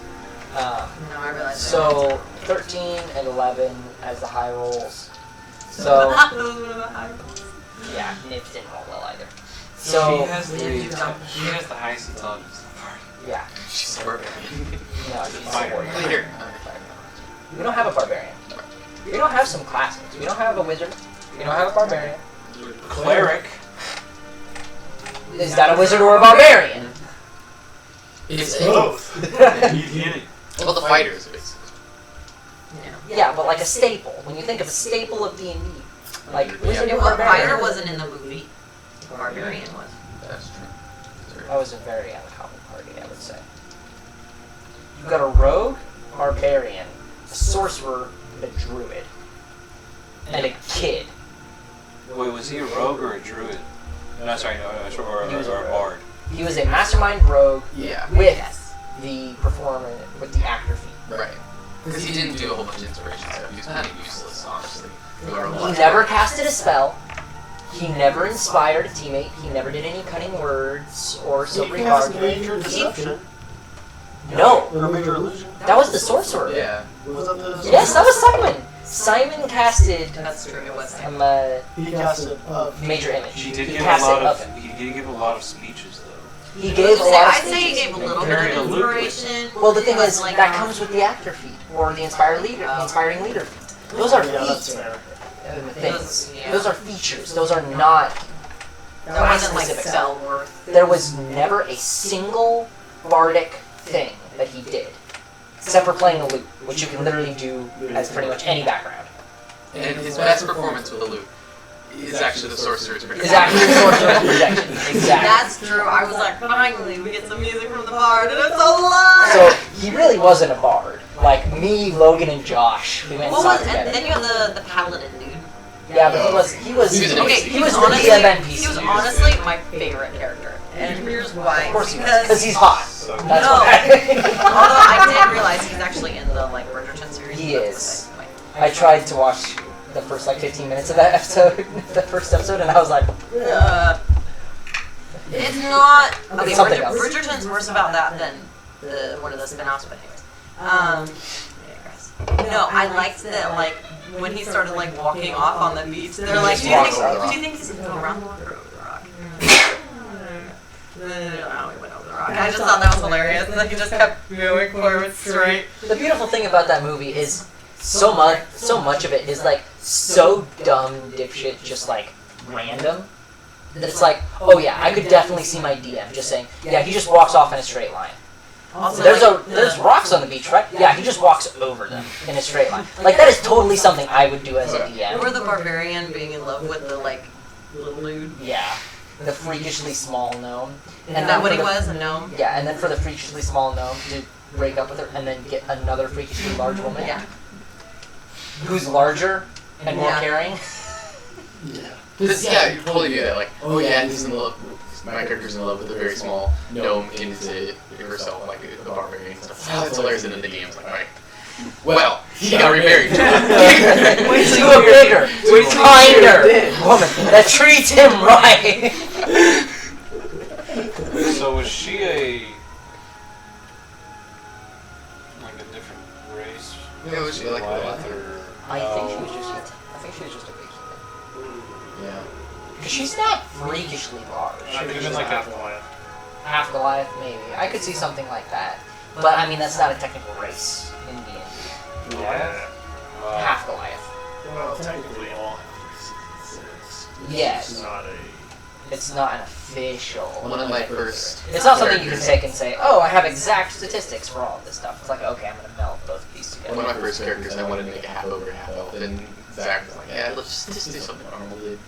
And then he wanted to be a Rakshasa. Yeah. Which, except for the fact that I might do it anyway at some point, but do one where we all play as like minor fiends. There is a homebrew subclass someone's made for a warlock whose patron is a Rakshasa. You've told me about it. Yeah, I think that's actually pretty interesting. I would want to look into that some way, like have like a fiend who Rakshasa went to major power in warlock based on. It's nice. Sick. Alright, so with your 11 and 13 in the gift shop. Oh, okay. I wasn't following Gordon, but okay. You weren't? No. Were you not in the gift shop? Where were you? We hadn't gone yet. He thought we were. Oh, you thought we were? Well, based off of the fact that he said that the rest of the party was going in, I Oh. assumed that that's what. Well, I you guys tried had to start walking away. where are you wanting to go to? We went north. West. Where are you wanting to go? West? West-ish. West-ish? Okay. That's fine. That's You fine. wanted to go to the gift shop. We can go to the gift shop. That's fine. I had just No, thought we you've were already, walking away. you're gone. You're And there's walking. no- You are no longer in sight. Well, I mean, you Wait, call wait, us wait, back. From messing with you. I was about to say. Like, oh, buddy. Why? Because I have no buddy now and no way of communicating. Well, we can also say that. You go bad day. Imagine a 25 movement character trying to follow a 30 movement character, and it's just they both go off buddy buddy, and the 30 just keeps going faster and faster and faster. And the We dude's could just like, say we started walking, and then when we saw that they reached the gift shop, we came back okay. to see what was there. So Okay. A gift shop. Gift shop. Gift shop. It's a gift shop. Okay. So in it, you find a little bit of information about the city. You don't have like a map layout, but you do find a little bit of information. You find a little magazine that as you pull open, a light appears from it and a little illusion appears in front of you, and it's like an infomercial showing you a family, like your standard typical family, you know, husband, all human. Husband, wife, son, daughter, there's like a little dog-ish like creature. Almost looks like one of the ones that Nari saw earlier that's skinned, but this one has fur and it seems a lot happier, has a long tail that's wagging. And then a pair of automatons off to the side as like servants. And an infomercial like describing the city, and you kind of get the culture of the city of it is far more advanced than what you guys came from. A robot uprising, and that's the reason that there's no more. However, like goddamn They're super disgusting. cool. So there's just one automaton holding a tray of tea with an apron on, the other one's like... yeah, like it goes through like your daily stuff that you would do, like setting the table. The automatons are doing it. Making the food. The automatons are doing it. And all of these different things. And it's literally just an infomercial of like life. And then you pick up another one, you open it. This one doesn't have any special stuff, but you see like almost spray painted in it, Our Lives Matter Too. I was right! Yes! Question. So is the brothels then, like the imagery in that, did that contain any automatons? Yes. Okay. It so was that's talking like of interpersonal relationships so between then- an automaton. So then that's like a subculture kind of thing. That's like kind of a niche, almost like the outcast group, and then like the majority uses them as Gay bars. slaves. You might say. It basically is. The robot bars are the gay bars. All right. Just figure it out. Drag Make it work. There's a hole. There's a goal. So you need. We should have seen if there, in addition to the tables and the rooms, if there was just holes. Just an automaton on the other side of a glory hole. That's a terrifying thought. Anyways, sorry. I had to Jade make it. having an I had to existential make that crisis. joke. I had to know. Let me pull out my weed whacker and trim you up a little bit. Okay, anyway. So you're just pulling like magazine after magazine and just learning more about this city. And Aice specifically seems to be a city that has a huge automaton influence. And you don't have any like newspapers that you go through. You do end up finding kind of like a map of the city, like a tourist guide map. The south area of the city in which you are in right now, called the Moonlight District, specifically goes into entertainment, inns, taverns, brothels, hostels. There's a couple of museums and parks in this area, but it is the entertainment section of the city. Very, very little residential. The Daylight District, which is on the east side, is the workplace area, developmental factories, automaton repair shops, and non-functioning next-gen tech, so R&D departments. It seems that like the baseline of industry is like solved.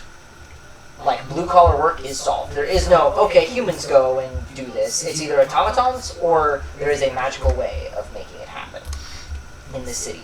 You don't have 400 people at a work site putting an extension to a building on. You have a couple robots and a couple magicians. So there is no like massive work sector. But the Daylight District or the workplace area is in the Daylight District, which is the east side. There is the Sunlight District, which is the living area appearingly for humans, which is in the central section. There is the Midnight District, a living area for automatons and housing area for them, which is in the west side of the central district. And then there is the Firelight District, which is a district for war, where the Warforged and all military units and machines are housed and trained, which that is in the northern section of the city. Well, Opposite side of the city for you guys.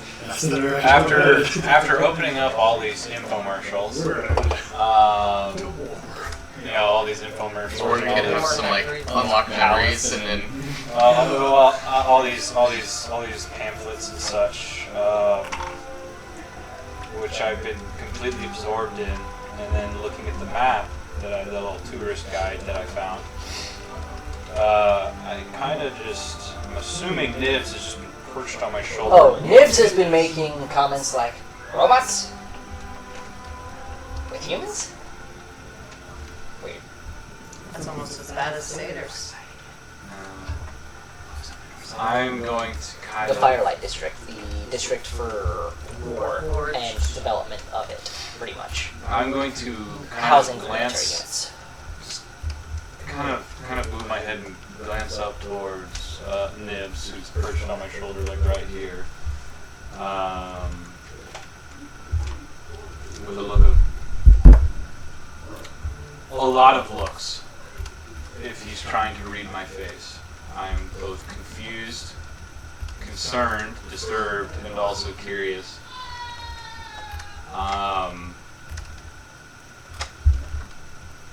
And I point to the tourist map and say, let's go east first. Alright, and Nibs puts that over the radio and saying, hey, if everyone wants to reconvene, are we good with heading east first? And at this point, Zareth kind of walks into the gift shop and kind of looking around to you guys. are we there yet? We think it's up? No, we were heading north. Yeah. This was happening technically. Yeah. Are you guys, when you get that call, wanting to kind of just wait or move kind of in between, or do you guys want to stay off on your own? I was wanting to talk to Aice, but it seems that you have other plans. Okay, fine. We'll go back. Warden begins to kind of, he reads off the different cardinal directions of the city's tourist map and what they are. Okay. So after... So they know. And so for anyone who didn't get it down that wants to get it down, the Moonlight District or Entertainment District is in the south.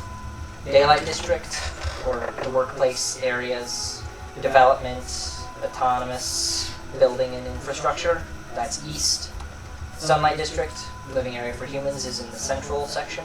The Midnight District, living areas for automatons, is in the west section of the central district. And then in the north is the Firelight District, the district of war, generally. And as you guys kind of reconvene, Zareth kind of looks around to you guys. Well, if we're moving around the city, do you want to move it around on the skiff, or are you wanting to walk it? Is the skiff small enough that we can make it through pretty easily? Yeah. You can make it on the roads through the area. It's just a little bit louder, but it means that you don't have to... If you go all the way north on foot, it means you don't have to trek all the way back. Yeah. Before we go though, you've been to this place before. I've explored through a little bit of this city, not much of it. Is there anything that you know that we haven't figured out already? What do you know? Well, he told me that there's something to do with robot and human connections that have been going on in the city. It looks very well developed, or was very well developed. That's about it. From what I know, I've more delved into Hutor, the city just north of here. It seems that there were a few other cities that seem to have either disappeared or are so below ground, or just vanished, which is always possible for cities of this level. They're very advanced, these cities. There is even spoken of possibly a flying city that used to be here, that was down in the mesa, or that used to be down in the mesa, that would attach itself to the mountain.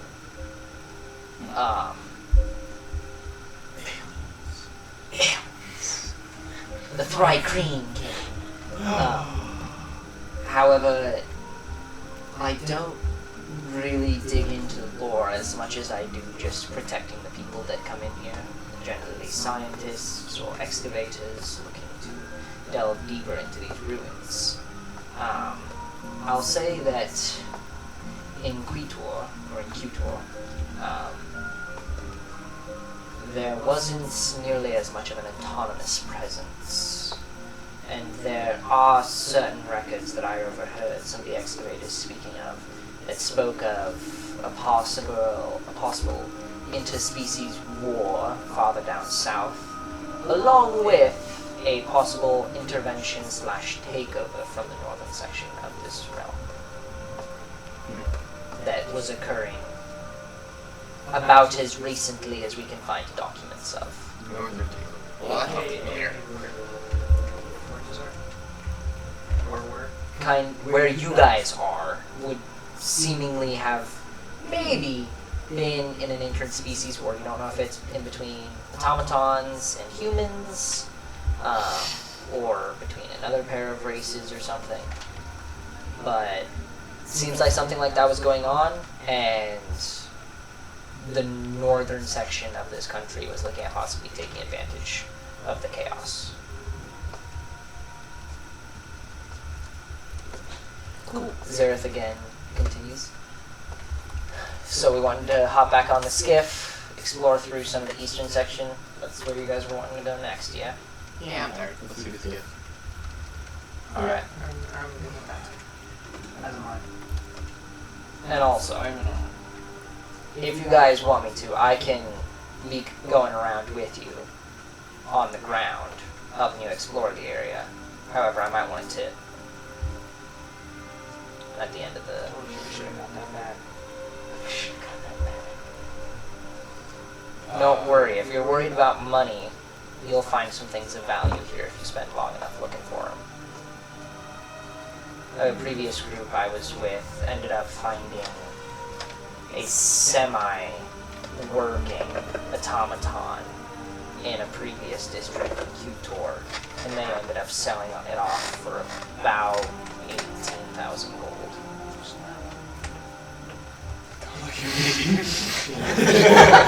Semi-working? I've got a completely working one. You just see one feathered eyebrow raise, and when it slowly turns towards you. Well, his Automaton eyes is the literally general like term look forward for to me. an autonomous, mechanical, living creature. Got it. So Warforged is an automaton. Automaton is a general thing, Yes. not like a specific. A Warforged is an automaton, but an automaton is not always. always a Warforged. Got it.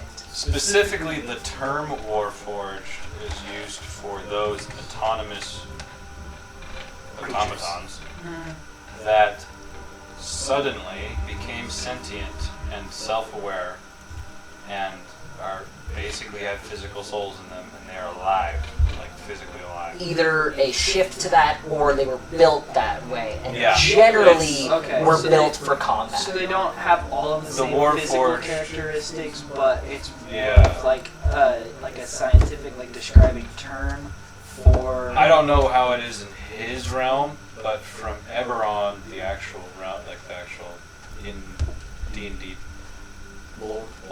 Forgotten Realms lore. In which Forgotten is official. Realms, the official lore is it's very vague, but essentially the autonomous armies, there was at some point some huge war between autonomous armies, and shit got real, shit happened, and suddenly there were sentient robots. Got it. They used to be just mindless drones. Okay. Think of it like a mindless like war drone thing. Got it. And then That- it just gains sentience. But there are the think about it like in a sci-fi sense. You know, you could probably program it with an AI Mm-hmm. to think to a degree. Like iRobot. Almost like, Yeah. like an Ultron kind of Yeah, thing. think about it. Literally, just think about it like iRobot. You have hundreds and Do you hundreds know of these iRobot? robots, and then suddenly That's- one of them gains self-awareness. We've lost all credibility. Yeah. Did Troy become human? He's too young! Think I'm not that much older than him. think mass-produced war machines, and then eventually, somehow, somewhere, when They you're gain uploading sentience. uploading the AI, one You of made them them too real and they just became. one became too real and became self-aware or something. Got it. But And then it spread it. Okay. And Warforged describes the ones that have become self-aware. yes. Yes. Got it. Okay. Okay. Better time for it. Now, also, it is going to be a little bit different in this realm. Yeah, he has a completely different. I'm talking straight from Yeah, Forgotten Forgotten Realms. Okay. So, So I have this no is for you idea guys either. to explore and discover. That's I'm making shit up on the way, alright? That's the Go great find part. stuff, and I'll think of something to put there to make it worth you Okay. investigating. Okay, that's pretty much how The this great goes. part of That's why I'm recording, so that I remember it. Yeah, I just needed some vocabulary Yeah. help. the great part of my backstory is I am literally an amnesiac.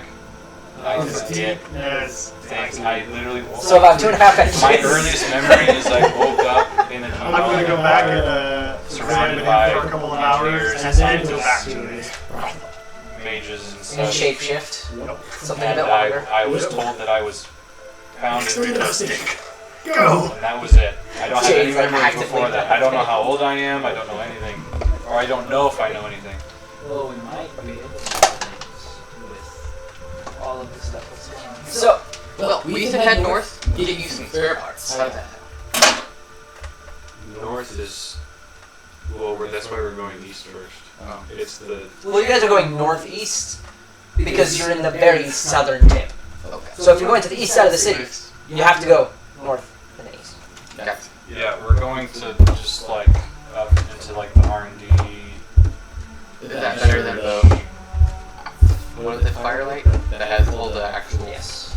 warming seen stuff. Well, the eastern section would be where they're like doing things like building the robots and Even the Warforge. Warforge, that district I'm thinking of is where they're trained, not where they're built, right? think of it just the military automatons. Okay. Think the city as a massive McConnell Air Force Base that is just the northern section of the city, and that's what it is. It's not It's building. It's development, it's building, it's training. But there is also a more general, like, that is for incredibly specific. Which would be him. We You don't know if he's special! I know he's Warforged, and that's where the war stuff is. Well, Warforge. Warforged does not always just mean it is only for war. That just means it is a Warforged creature is a capable term. of war. I trust he's going right way Warforge for is the think of Warforge as the colloquial term for all it. sentient robots. Yes. That's just yeah. Maybe I'll make up other terms for robots that you can use other than Warforged. An automaton. Dexterous forged. Dexterous forged. I don't like that. Dick forged. That's even worse. That's way worse. You can just say like drones. Yeah. Either way. So you guys hop back into the skiff and begin making your way east.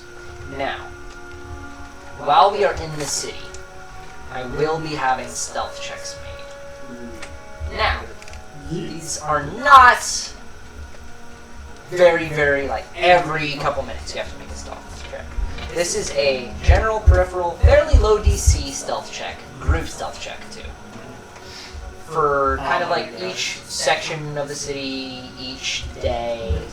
And if something major occurs in which a lot of noise or commotion would occur, you will have to reroll higher. Oh shit! I rolled that on accident. So, as you guys begin making your way into the city, if you guys would give me your first stealth check. That one didn't count. I got a 26. Nice. God damn it. Although Reliable talent. with the thing we noticed on my 19 plus a lot because of my experience. hey, with what we noticed with my heavy armor is supposed to be Yeah, that disadvantage, so I'll roll that. Yeah. That is what Question: is the light bulb idea thing canonical? Is like that? Is that like actually part of the game now? No. Okay. Until we decide it is. Okay, I couldn't tell if any of that was like actually happening. Dirty 20? 24. 24? 10. Damn, me too. 10. Okay, you guys, 10 is out of 5 Not plus people, 10. out of 5 people, rolled exactly 100. Wow. Plus nibs. It's not exactly. You want me to tell him? Out of 5 people. So we all rolled No, I already 100. did it.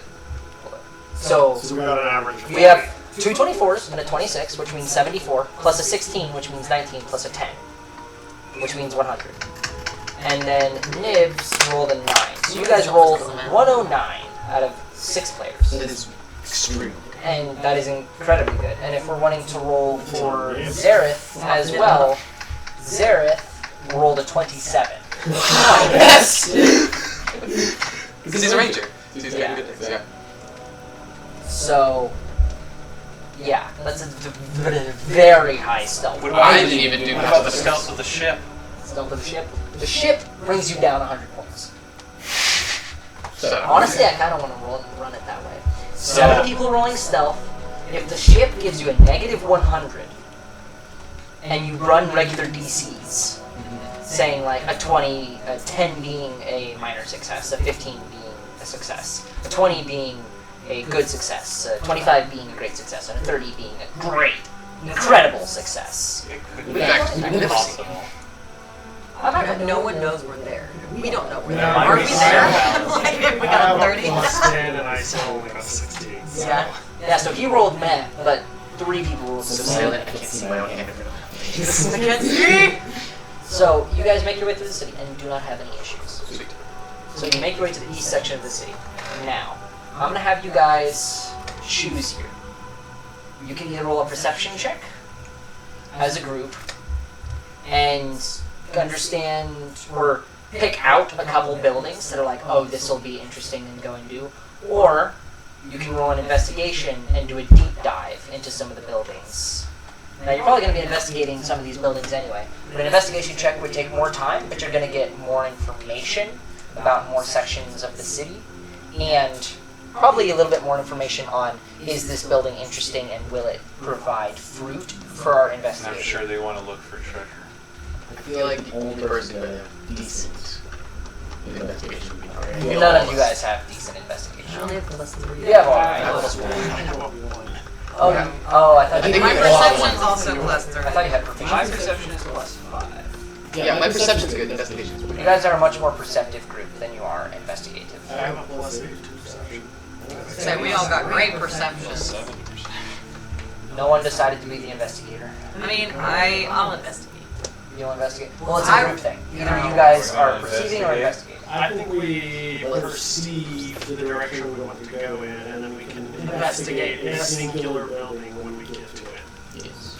Is that Ron Figure here. out which building is the height of our interest. Okay. Go ahead and roll perception, everybody. Oh, wow! I got a 7. You fucked me. 15. You guys Don't fuck me, kiddo! Yes, I did. He's rolled multiple Nat nat 20s one. tonight, and then he rolls me a 1. 60. So I guess 16. it's about time. 7, 16, 1. 9. Yeah, I know it's a 9, but it's a nat 1. What did you say? 14. Not great, guys. So nothing For all the hype. exceptional. Wow. So, For all the you guys hype. begin riding into this section of the city, and right off the bat, you notice that there are 3 buildings that really catch eyes. So, looking out towards this side of the city, because that's the east, the 3 buildings, there is one building that is probably somewhere, and it's not like a wizard's tower kind of building. It is an industrial building that seems to be somewhere in between 50 to 70 stories tall, that is probably 400 or 500 feet wide, that just goes up and up and up. And it is Is that taller a... than any other building in the city? Oh, yes. It is the tallest building in the city. Can we see that far up? Or is it just like vanish into the... It kind of vanishes into the sky. You... Now, The building is 70 stories. now, here's the Like thing. one of the buildings. Yeah. You don't know how tall it actually could have been, because as you guys kind of get closer and closer, you notice that about 40 stories up, once you can see about that far, there is like a jagged line, as the building itself has been broken there and seems to shoot up in a jagged line to the other side of the building. Almost as if something came through and just took a laser beam and just went through the side of the building. Now, it's not a straight line, it's very jagged. Is there rubble everywhere from it? Oh yeah, there is a huge collapse on the other side of it. You can't tell from the rubble, because this is multi-thousand-year-old rubble. You can't tell how big this building could have been, but it would have been enormous. Okay, we got an enormous building. Tall, very, very tall. Then you have another one that appears to be some kind of warehouse. And when I say warehouse, I mean think Amazon. So the northeast, there's the Amazon like storage shop. You guys know what I'm talking about? The warehouse that is like, how big is it? It's like a 1.2 million square foot warehouse or something like that. Imagine that times 5. Times 5. Times 5. It is. It takes up several city It blocks. takes up several city blocks, and it's, maybe 30, 40 feet tall, maybe 50, and it just goes on and on and on. There's like a tall one and flat. Tall one, flat one, big. Short flat. And then there's another one that really draws attention to itself because there are still lights outside the building. Like Whoa. right, Guys, that one. We're going to the lights. and it is a hexagonal building. And you can't see into the middles of any kind, but it is a hexagonal building, That's good. maybe 300,000 square feet. It's a big building, but not humongous. Not warehouse. So what I'm hearing is stealth up, an endless dungeon, or a hoard house. That's not exactly correct. You said warehouse, a how many stories building, and a building with lights on. Look, most of the fold is abandoned. We're going to the lights. Okay, so we have one vote for the lights. We're going to the What are lights. the lights? Is there a picture? Sure. I really want The to lights. The lights appear to be simple lampposts that have some kind of magical flame in them. Looking at it. What is it? It's fire. It's just fire. It is literally just fire. Bright fire. Like, this is the first, what you would consider, air quotes, natural light that you guys have seen since entering the fold. Can I roll Arcana to figure out what Sure. it's doing? Oh, I got a +1 if someone. I can help out. I am +5. Alright, can Both you help me out or? Both of you guys. Alright, I'm gonna roll you. 16, 17 total? I got a 19 total. You guys have no clue. Shut up! This is multi-thousand-year-old magical technology. It is magic. Can I? It is magic. So, This is multi-thousand-year-old magic. There is no history books about this. Dang it. There is no book. Sorry. There are no books. There is no lore. There is complete theory. And your theory is, yo, that's fire. Okay. And it's Is it like magic. an enclosed thing? Yes. Is it? You said it's like a light pole. Is it one of the, like the light poles where it's a pole and then light? Yes. Or is it? It is pole, glass case, light inside. metal holes. Metal. I want No to way to investigate the pole and see how firm into the ground it is planted there. Okay. Can I unscrew the top, or is it? There seems to be no way to open the glass. What was that, strength check? I don't think you really see anything. No, it was an investigation. Huh. That's really You scary. can like push on it. Yep, that's in there. That's really in there. It's like That ain't going it's nowhere. like a contractor coming in to inspect, the concrete, and he just kind of like gives a little nudge. That's not going nowhere. It's like You get the ratchet strap, the dad after Dad's ratchet strapping the strapping it. piano to the back of it, just kind of like gives it a little nudge. That's yeah, not that's not going nowhere. That ain't going nowhere. She ain't moving. Alright. Do we just walk towards If it? I can't take that thing off, which I'm assuming you're saying I tried to do and I can't do. You can make an attempt. You could do a strength check, or you could just try and shatter the glass with like the butt of your shield. Loud. That would be You're loud. also just watching me go up and kind of push it. Oh, Yeah, I climbed up the pole and I'm trying to get just By the way, Oh. I would like to know what you're doing to keep your heartbeat quiet. Oh, so it has been bitten by a snake. It has had this potion at one point. I've been feeding it food. Keeping And it it's gagged. tied up and gagged. Yeah. Okay. With all that considered. At this I'm point, you close look to making behind sure it, it's and not it's dead. pretty limp. It's not dead, but it's as if it's asleep. But like a general anesthetic sleep. You're welcome. Every back and I check its pulse every once in a while. I don't know why. It is very slow. I'm talking like maybe 20 beats per minute. Yeah, alright. Like you hold it, and you're like, do I have the pulse? And then And then you hold it for like 5 seconds, and you hear a singular beat. And then another 3 seconds, and it's.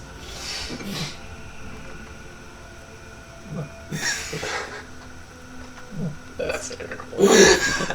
This is like a day and a half year old child. Remember, you're getting a 20 beats per minute on a maybe 36, 40 hour old heartbeat. Yeah, well, alright. It's ridiculous. I'm gonna try to get the thing off.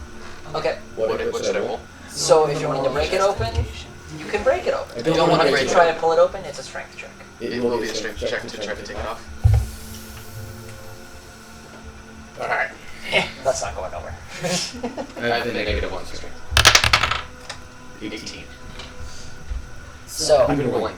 you kind of set yourself up there, and you really crank at it, and you like hear this super high pitched like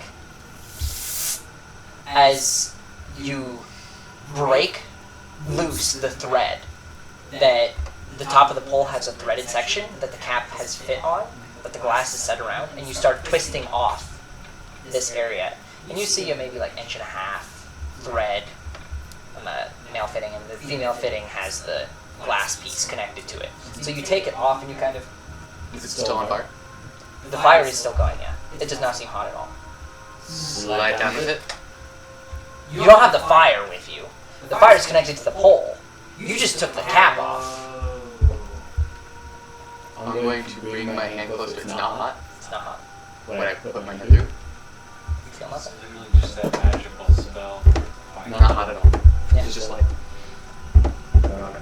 And then it's going to go right up. Right up to the top. And so light in your fire. Interesting. And no further Arcana check doesn't help. No. You've already rolled Arcana once, Right. right? So. I was actually trying to take the fire thing off, but I only managed to get the cap because the other thing is stuck in the wall. It is literally the pole itself is producing the flame. Okay, so I guess I'll slide down and set the cap down because it doesn't have anything interesting.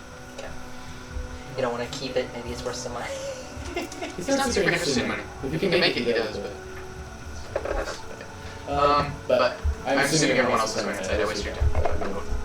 So, stepping inside, you guys see a sign, and this building is very, very well structured still. There is like very little rubble falling off of it. It seems like it is set, and the structure is still sound. So stepping inside, you guys kind of look side to side, and there is like a chrome, like shiny plaque that says R&L's development. So R and L's development. Yeah, you can read it. It is. Is it common? It's plain, it's common, it's normal. In fact, for you, being a gnome, it kind of shifts between gnomish and common, That's what's magical. and you can very much read it. So each of you, Gnomes. whichever languages you speak, it is just understandable to you, the sign is. So sometimes you'll see it in common. For like Nari and Nibs, they see it as primordial. It's like speaking in tongues almost. Yes. Orvish. Dwarvish. Stepping in, there is a front desk, and there is the top half of a robotic figure that appears to be completely shut off.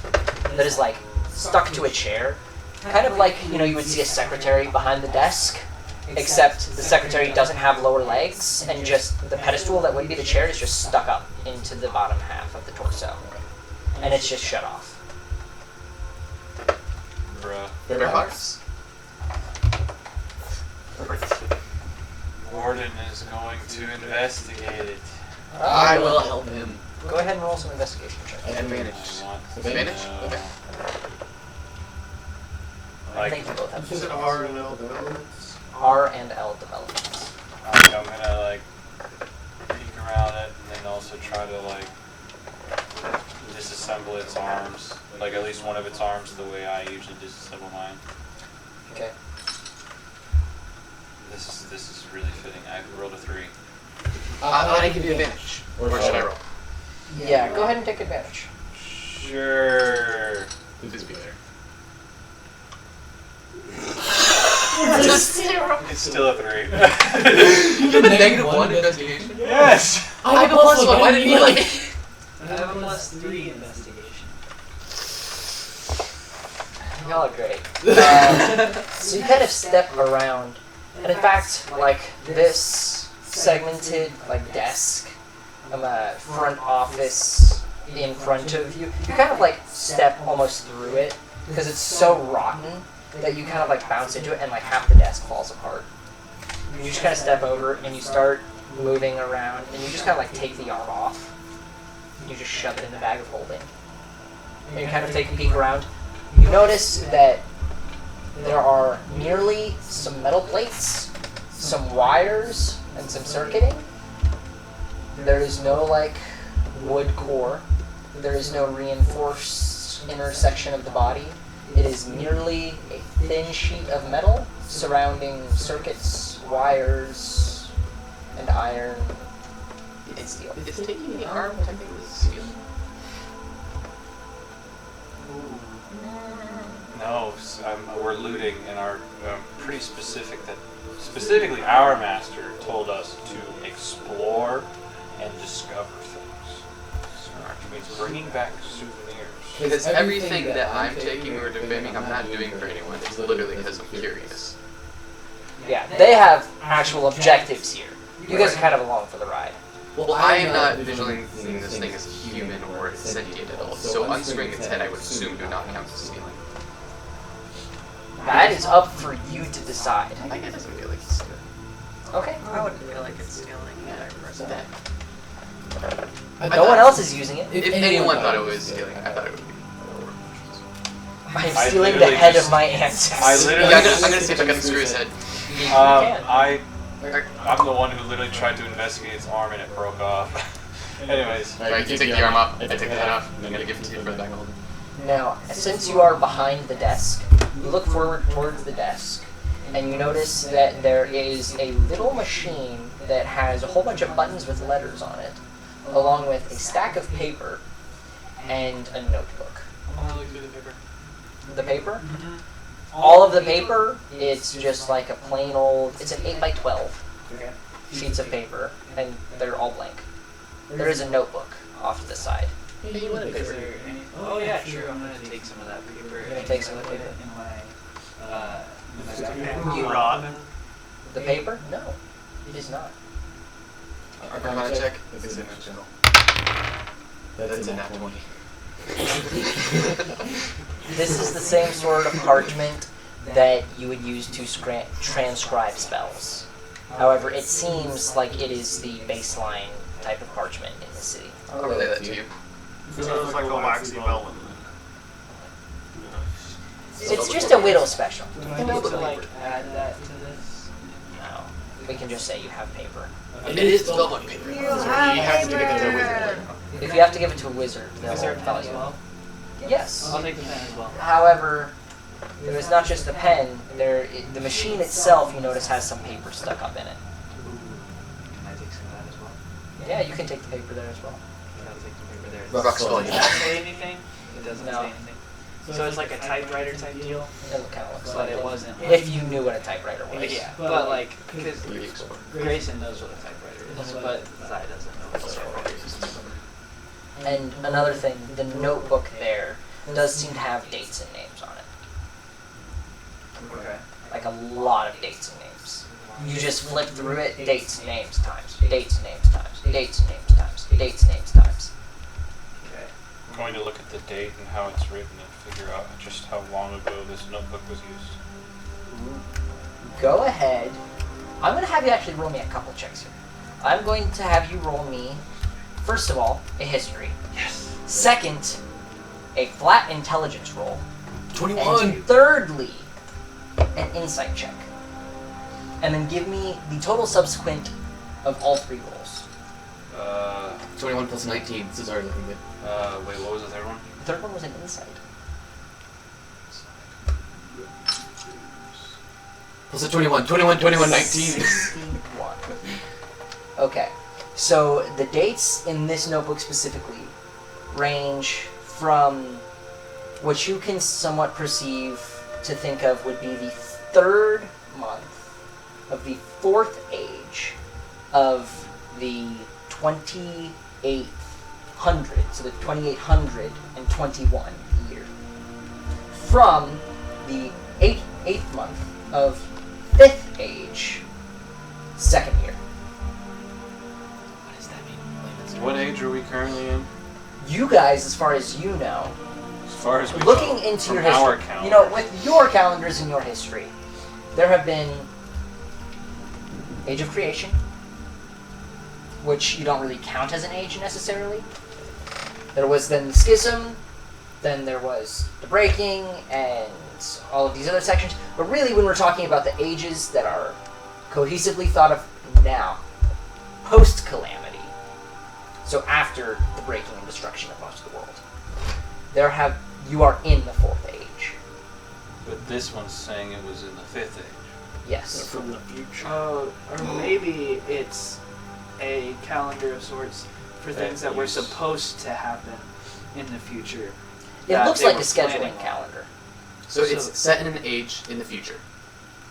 I'm gonna. Or I'm it's, gonna- or it's using a different calendar. With your insight, what I'm going to say is, You guys have absolutely no clue what is It occurred doesn't on this really continent. match. It does not match your calendar. But the thing is, your calendar was rebooted after Calamity. No one really knows how many years there were pre-Calamity or pre-Schism. This world could be millions of years old, or it could be 15,000 years old. You don't know. Or 20. Or it could be 20,000. Or it could be 20 years. Who knows? I need a But geologist. you would say, with the roll that you just got, more than likely, this was sometime, probably pre-Calamity, in the 5th age of this world, of this continent. Well, just because I put it with my books. What'd you say? Yeah, I know. I generally expect 8:15 to be the time we wrap up. I mean, I haven't heard it in a while, so I assume he's asleep. I generally see 8:15 we start wrapping up, done at the latest by 8:30, and then you go down. Well, I'm going to put it with my stack of books. Cool beans. Okay. I'm following him though. Did somebody note down those year sections that I gave? Should I? Someone probably should. 3rd month of 4th age, 28-21. 2021? 28-21. Yeah, you're a couple times. And then through. And then through 5th age, 2nd year, 8th month. So 8th month of the 5th age. How many months are in a year in this? 12. Wait, The 5th age, Gregorian 2nd calendar year. kind of still holds. 5th age, 2nd year. 5th Eight age, months. 2nd year, month 8. Now, you don't know how many years that spans, because there is a splitting of an age in there. But that is the information you get off of that. Now, you two kind of began moving along, correct? Yep. So, you'll be scouting party, they'll be right behind you guys, is the idea that I have here. So, Zareth is staying in the back, making sure that nothing behind you guys is an issue. So, you two begin walking forward. After the front desk, there are 3 general consensus paths, and there are signs up above that kind of point where you're going. There's one that points labs, one that points personnel, and another that points to warehouse or storage supplies. You go to stuff, science, or there's no people though. I'd like to go to Labs. storage. Lab. Storage supplies, that's Can go- you Are two. you wearing? Let Yeah, let the let's- party.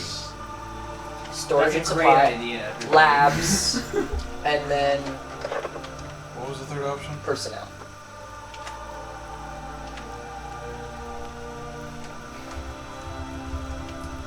Storage lab personnel. And you have a group going to the other two, so it's up to you. I mean, we can eventually just walk into all 3, so I'm going to tell Nari to tell me what you find, and I'm going to walk into the labs with him. Yeah. Okay. Alright, so labs. So, you guys begin making your way through this labyrinth of a building. Now remember, this building had a hexagonal shape. We're So, going in a triangle. as you step into the building, so say this is our hexagon right here. Labs. Labs. Labs. Labs. Sarah! So you guys entered in here. So there is personnel, which seems to be straight ahead, which you assume to be kind of like the central section of the building, or maybe the other side. Then you have your labs, which is off to the right, which is going to come around this side. Don't tell me you just looked up a chocolate lab. Labs. That's my girlfriend's lab. Labs. She Labs. fell asleep on my foot. That's adorable. Dude, that's labs. She's a lab pitbull. Anyways. That is the Super most, adorable. like, adorable family-friendly creature ever known to man. Say lab backward to make it glow. Balls. Like you're like pause. Because that's Grayson's thing, you know, he earlier said balls. Labs. I say it at work all the time, balls, and I'm balls, mic'd balls, up balls, all the balls. time, so people I in need the to make a office just hear Beans me go, remix, but it's all just balls. Okay, anyways. Labs. Labs. So, stepping off to the side, where labs are. You guys see a lot of dogs. Dead dogs. Dead dogs. Skeletal creatures with 6 legs. I still pet it. I still had it. That's I last. booped the snoot. Dexterity check. Either way, you're liking those, aren't you? They're a lot better than the Oh yeah. thrashed apple. No, Code Red's better than that, but thrashed apple, so much worse than both of them. Either way, so making your way into labs. First of all, you guys see a whole bunch of like personal storage lockers on the entrance. Now, when I say entrance, this hexagonal building, maybe 300-400 feet wide in its girth, we'll say. And it's got a hexagon, and then there's a central area that you don't know what it looks like. Balls. Very girthy balls. Very girthy. Can we get off the train of dicks for just a little bit? You said Hey, girth. dicks and balls She are said- not necessarily the same thing. That's true. They're not. They are closely connected. But Can we they're get different. away from genitalia? Heather? What did you just play? Labs. Labs. Now do it in Chinese. Labs.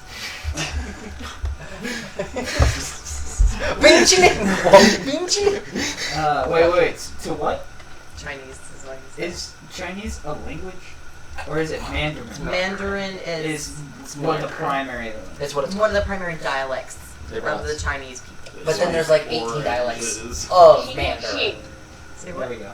是，谁也是， Shangxi. Shangxi. So, 谁也 Shangxi. 是， Shangxi. So, stepping into the labs, you guys see like labs. a singular pathway that kind of goes through the middle of all of this, that has branches off to the side. Nobody's listening to you, Zach. Can All you ask through that? there. No, Nate is and Jade is. That's all I care about. They're laughing, but they're I'm listening. listening. So there seems to be one wide path, almost as if it's a road. And as you're going through, you notice that there are machines that seem to have forked prongs that have like pallets under them. It's a forklift. You know a lot about this. I know a lot about forklifts. Please stop. We don't have long, and I'm trying to give you a little bit more information. Sorry, I'm done. That was it, promise. Labs. I know that was his, but still, I'm still No, swallowing it's it. I knew it was this way, so I just kind of pointed. There is a singular walkway that seems to have multiple different mechanical things, whether that be hydraulic or autonomous. This is so dumb. This is Do I the need to, worst like- gag that we've had. This is worse than burrito golf by a mile. I'm so sorry. I'm not interrupting. Save hacks backwards. Plural. Google, say labs backwards. What plural? Vowels. Balls. So, a lot of mechanical stuff, A forklifts. lot of mechanical things. And then, interesting thing is, these paths that split off, split in between, like, glass rooms. Each of which seems to have a door, obviously, and a panel that has some kind of code or card swipe system, or some of them have even more technically advanced systems that you can't quite comprehend what would be used to solve or get into them. AKA, none of them just have flat out locks. All of them are a little special somehow. And not the retarded kind, but like the, newly created kind. Advanced. A lot of these glass encasements have very obviously either technologically advanced or biologically interesting things. And looking off to the side, one of the first rooms that you guys see, there is just an absolute amalgamation of different medical tools. But not the, okay, I'm going to cut you up and put you back together, but in the, sorry. I'm not trying to play footsies with you. But in the examination and anatomy kind of way. There's a whole bunch of tools to break open something and figure out what's inside, and there is a completely well-preserved horse on the table. Pelotas. Horse. Just a horse. How's Nothing it to well notice. preserved? Is it like a mummy horse? No, it is a completely, perfectly well preserved, not smelling, not messed up horse. Not decayed. Not decayed. In the middle of the table. I'm gonna pet it. Stop rolling without asking. 12? It is inside a glass encased room. The door is closed and locked. Now it's not like a, I got a key lock. It's either a keypad or a card swipe Oh. or any different types I'm of going things. to enter a code. You're gonna enter a code. Yes. So you kind of look at it, and it's got a fairly basic system. However, rather than numbers, it is symbols, and there are a total of 12 symbols on it. And so you just input 4 random things, and it immediately flashes red. What? Have I missed? Labs. Glass Nothing room. much. Labs. Labs. Thanks, you shy. False. Pretty much a whole bunch of glass encasements that are experiment rooms. And there's a horse. And there is a horse in one of the first ones. Glass. Not decayed. Completely well preserved. With And he's touching buttons. He's attempting to get in the room. So you just press some buttons, and you press some buttons, and you press some buttons. Go ahead and roll me a D100. Oh.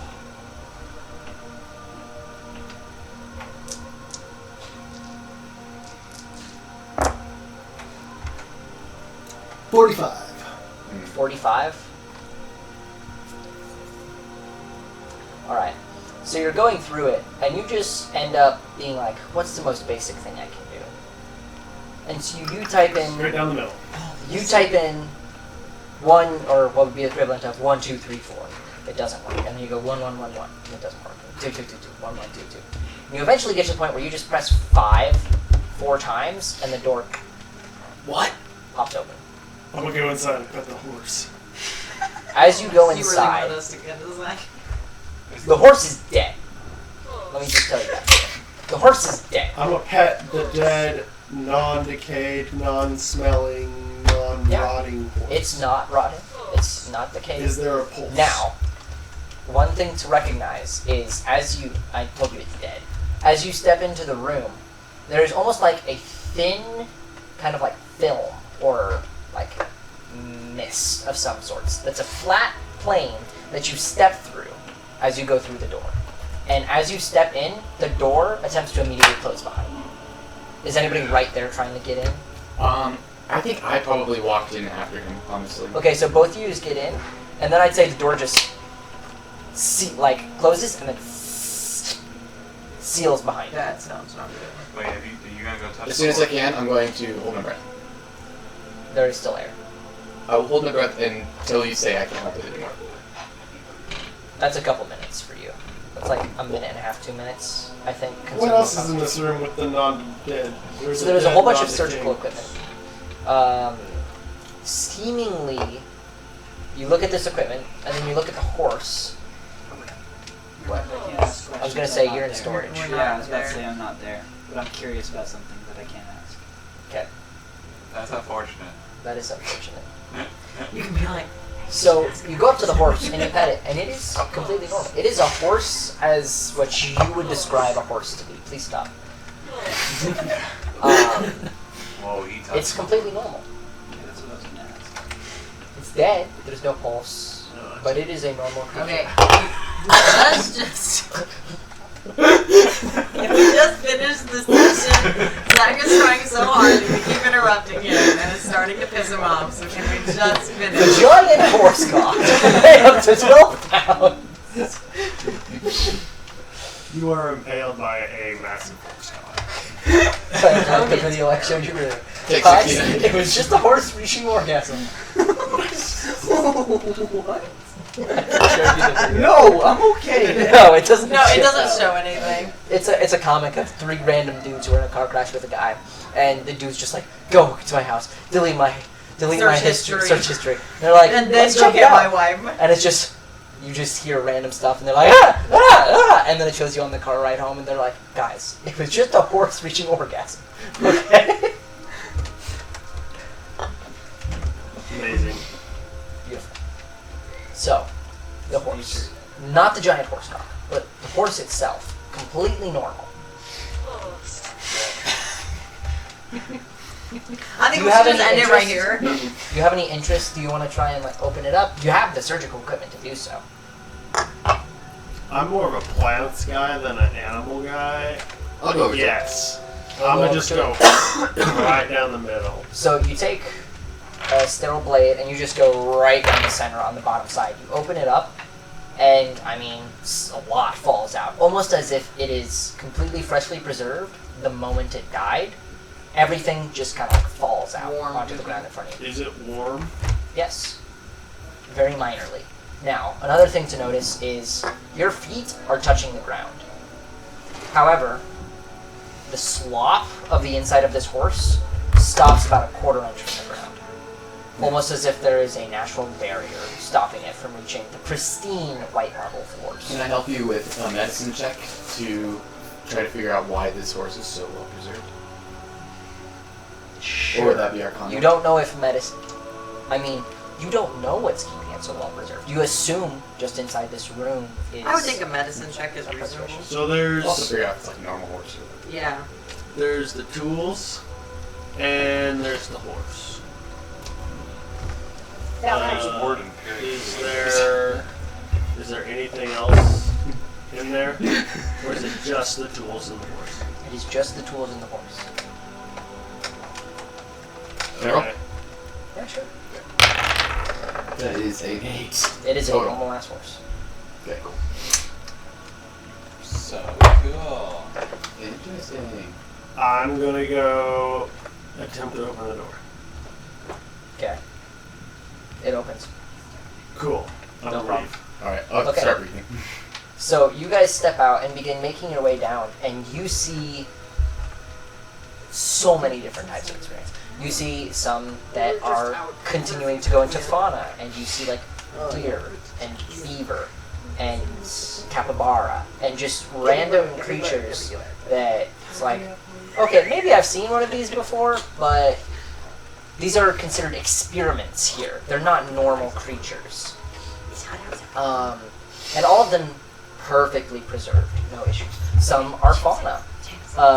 There's cacti and these other things. But unlike that- everywhere else, these things are actually familiar to us. Yeah, some of them are familiar. Now some of them aren't. Some of them are definitely still whack. However, the farther you get along, you notice that you kind of are probably in the section of living things. And as you guys got farther and farther, all of a sudden it seems that there are just hunks of metal with, you know, wooden rods sticking out of it, or different more experimental machines. I would like you guys to roll investigation. You can join in on this since you're there. Investigation, +1. What about nibs? What is that? It landed on there, I was but it's like, definitely is not this 20 if that's the side of the Yeah, I side. didn't. That's why I didn't look at it. Reroll is probably what you're doing. Cat. Cat. What? Cat. It's definitely that. Yeah, that's cock. Reroll. Yeah. Investigation. Yes. 15. 9. Roll to confirm. Alright, that's What enough. did you roll? Oh, it's just loading, so. Oh, I'll let it load. Hey. I know that it was about 15, but I think it was a 15, and your then plus one gives you a 16. yeah. Okay. I roll We're here. Hey, Bubba. a 12. James. 12. Okay. So 12 and what do we got here? We've got okay, 18. So the four of you continue along. Do you know the applesauce? After a little bit of He time, lost interest in the applesauce. He ate some. you guys continue to go from flora and fauna to what you assume to be maybe weaponry, maybe mechanical devices, to just advanced society as a whole, and possibly weaponry. And eventually you get to the point where you're seeing humanoid-like creatures completely put together with metal and circuits and wires and... Much like Warden. Huh? Much like Warden. No. Like vinyl. Warden! Wait, repeat that last part of it. So it's creatures of circuits and wires and just metal sheets of metal. Warden has wooden core. It's an app. Well, I don't have you to guys sit don't down. really know Well, what's wherever past I the get wooden back core. Browser version. Okay, yeah. I would look like an actual Like, group. I tried You to, don't but know it what's was past like- the group. Yeah. So, Like, I gotta you guys put the little continue figure room. farther and farther and seeing more of this autonomous stuff. You try and get into more rooms, but you have very, very Keep little trying to get success. my A lot of these rooms farther along are either key-carded and or sometimes retina scan or handprint or any of these other things. Some that you don't even like recognize or could even process what would be used to get in there. It's like a puzzle of a sorts. Eventually, with that investigation check, there is a machine that the entire top side of this wooden glass is just metal. It's like an oval. There's a flat plane, a singular arm coming up, and this oval coming around that has dozens of wires coming from it. And inside, you see a husk of wood and a whole bunch of sheets of metal. Oh, he's trying to eat. He's eating that one. Oh. No more. Hey, Bubba. Okay. Wood. Is there buttons on the front of it? There are buttons on the front of it. What do the buttons say? The buttons Dude, my dude. are not in a language that you recognize. Oh, they don't have those magical curly ones. I'm gonna hit my analysis on it. Okay. Specifically, the entire picture, but also what it says. Okay, do you have the capability to comprehend languages or I do. read? We do. Well, You're not in the room. Are able to comprehend I have languages. comprehend languages as well. Hold on. Let me see if I have it prepared. Or you could just call us over. Here goes a fork. I do not have it prepared. Are you wishing to call Ratio. people that you know do? Yeah, you should call. Yes. You should call us over. Okay, so you guys, Does my I can analysis discuss with you. No, there is nothing there. So you guys eventually call them over now. I would say we can discuss next session a little bit of what you discovered beforehand because they were probably 30 minutes in. And I called you. You guys can get there pretty quickly though. Okay. So you guys get there. One question. Answer. Do any of the buttons look like a happy face? Okay. It's an interesting question. Are any of them Any of big them and look- red? One of them. Don't press it. No, it's not like just one big red button. It's one of the buttons and it is red. What about a big blue one? There is a blue one. Not. That would be a ghastly white one. No, it's the blue button. No, it's It's the meme. the nut button. Yeah. No, it's dumb. So dumb. Okay, so Zai, Yes. you nut your way over, Wait, what?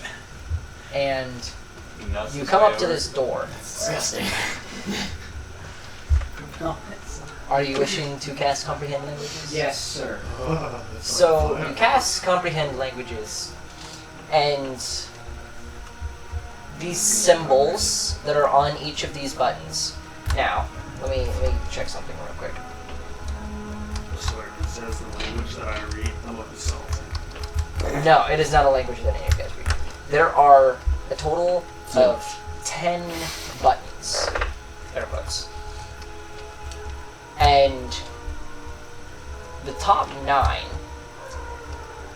8 of them you recognize when you transcend this language. And they're symbols that shift around a little bit once you cast comprehend languages. And they come out to the different forms of magic. You have abjuration, conjuration, divination, enchantment, evocation, illusion, necromancy, and transmutation. That's 8. And you see one that seems to symbol some kind of time. You don't know what it would be called, necessarily. But that is the 9th one. And the one on the bottom just seems to be a 0 of sorts. glad he's writing this all down. I wasn't. Forget. I was also gonna forget. So you have the 8 magic types that are known, plus 1 that seems to have something to do with time. Yes. And then the bottom one seems to be a 0 of swords. A 0 of sorts, yeah. Kind of like an end point. 777 quintillion, 777 quadrillion, 777 trillion, 777 billion. Have you never seen that movie? No. No, that's Sounds okay. text to speech on a Twitch chat that has, when you donate, it goes text to speech, and someone just holds 7 for like an hour and then presses it. Quintrillion. It's hilarious. So, that is what you read this door to be saying. Now, The door. yes, the door. As that occurs, something feels weird about this door. Door. Something feels really weird. Like you're just standing in front of this thing, and it's got different magic types in front of it. You're looking in. Anyone who's there, what? Can I cast an Arcana check? Or not cast an Can I cast? Can I roll an Arcana check? Sure. I got 15. A 15? As you kind of look into it and you try and like probe it with your knowledge of the weave,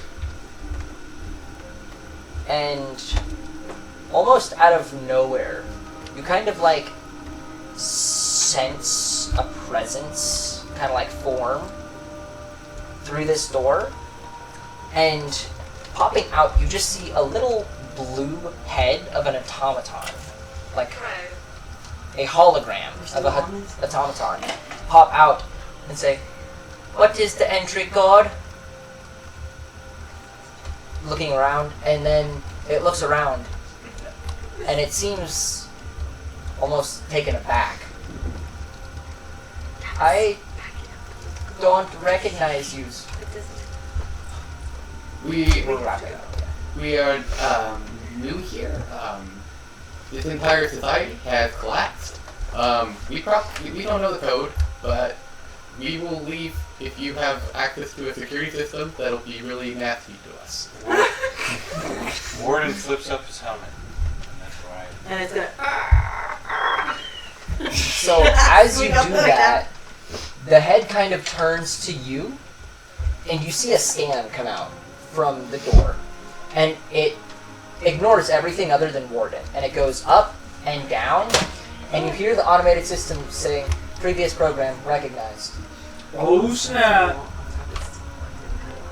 and the door opens. I walk in. Does it close? I'm going with him. As you walk in, the door does not immediately close behind you, but Yeah, because you haven't trimmed it.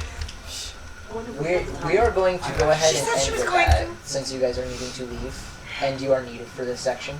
Okay. Yeah. So I walk in and what happens? Let's leave it on the Previous what suspense now? of this. Previous program. No. Yes. Previous program recognized. I got my notes. I had to actually kill that last little video. I heard him. I heard him say We that. don't know what happens once I walk in. No, Alright. but the door scans. Recognizes.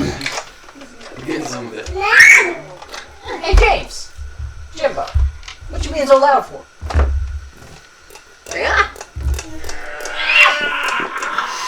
You gotta learn the Uncle Zach screech that can terrify everyone around you. Now I want you to learn it by 1.5 years old, so that just this little toddler is just... He already does that naturally. Exactly, he just needs to learn When to to do it. utilize How to it. control it. Yeah. And also, I don't know if any of you people is throwing cash at me Oh, yes, today, yes, yes, or yes, if Venmo. I don't have cash, but I will Venmo. Okay, Boring. you all are boring. I am not a person who generally has cash. That is fine. I welcome Venmo, considering generally most of what I pay for this stuff Oh, yeah. in regards to... Oh, I should probably turn off the recording. So, and it was gonna be I do not have. Bye-bye, cringe lords.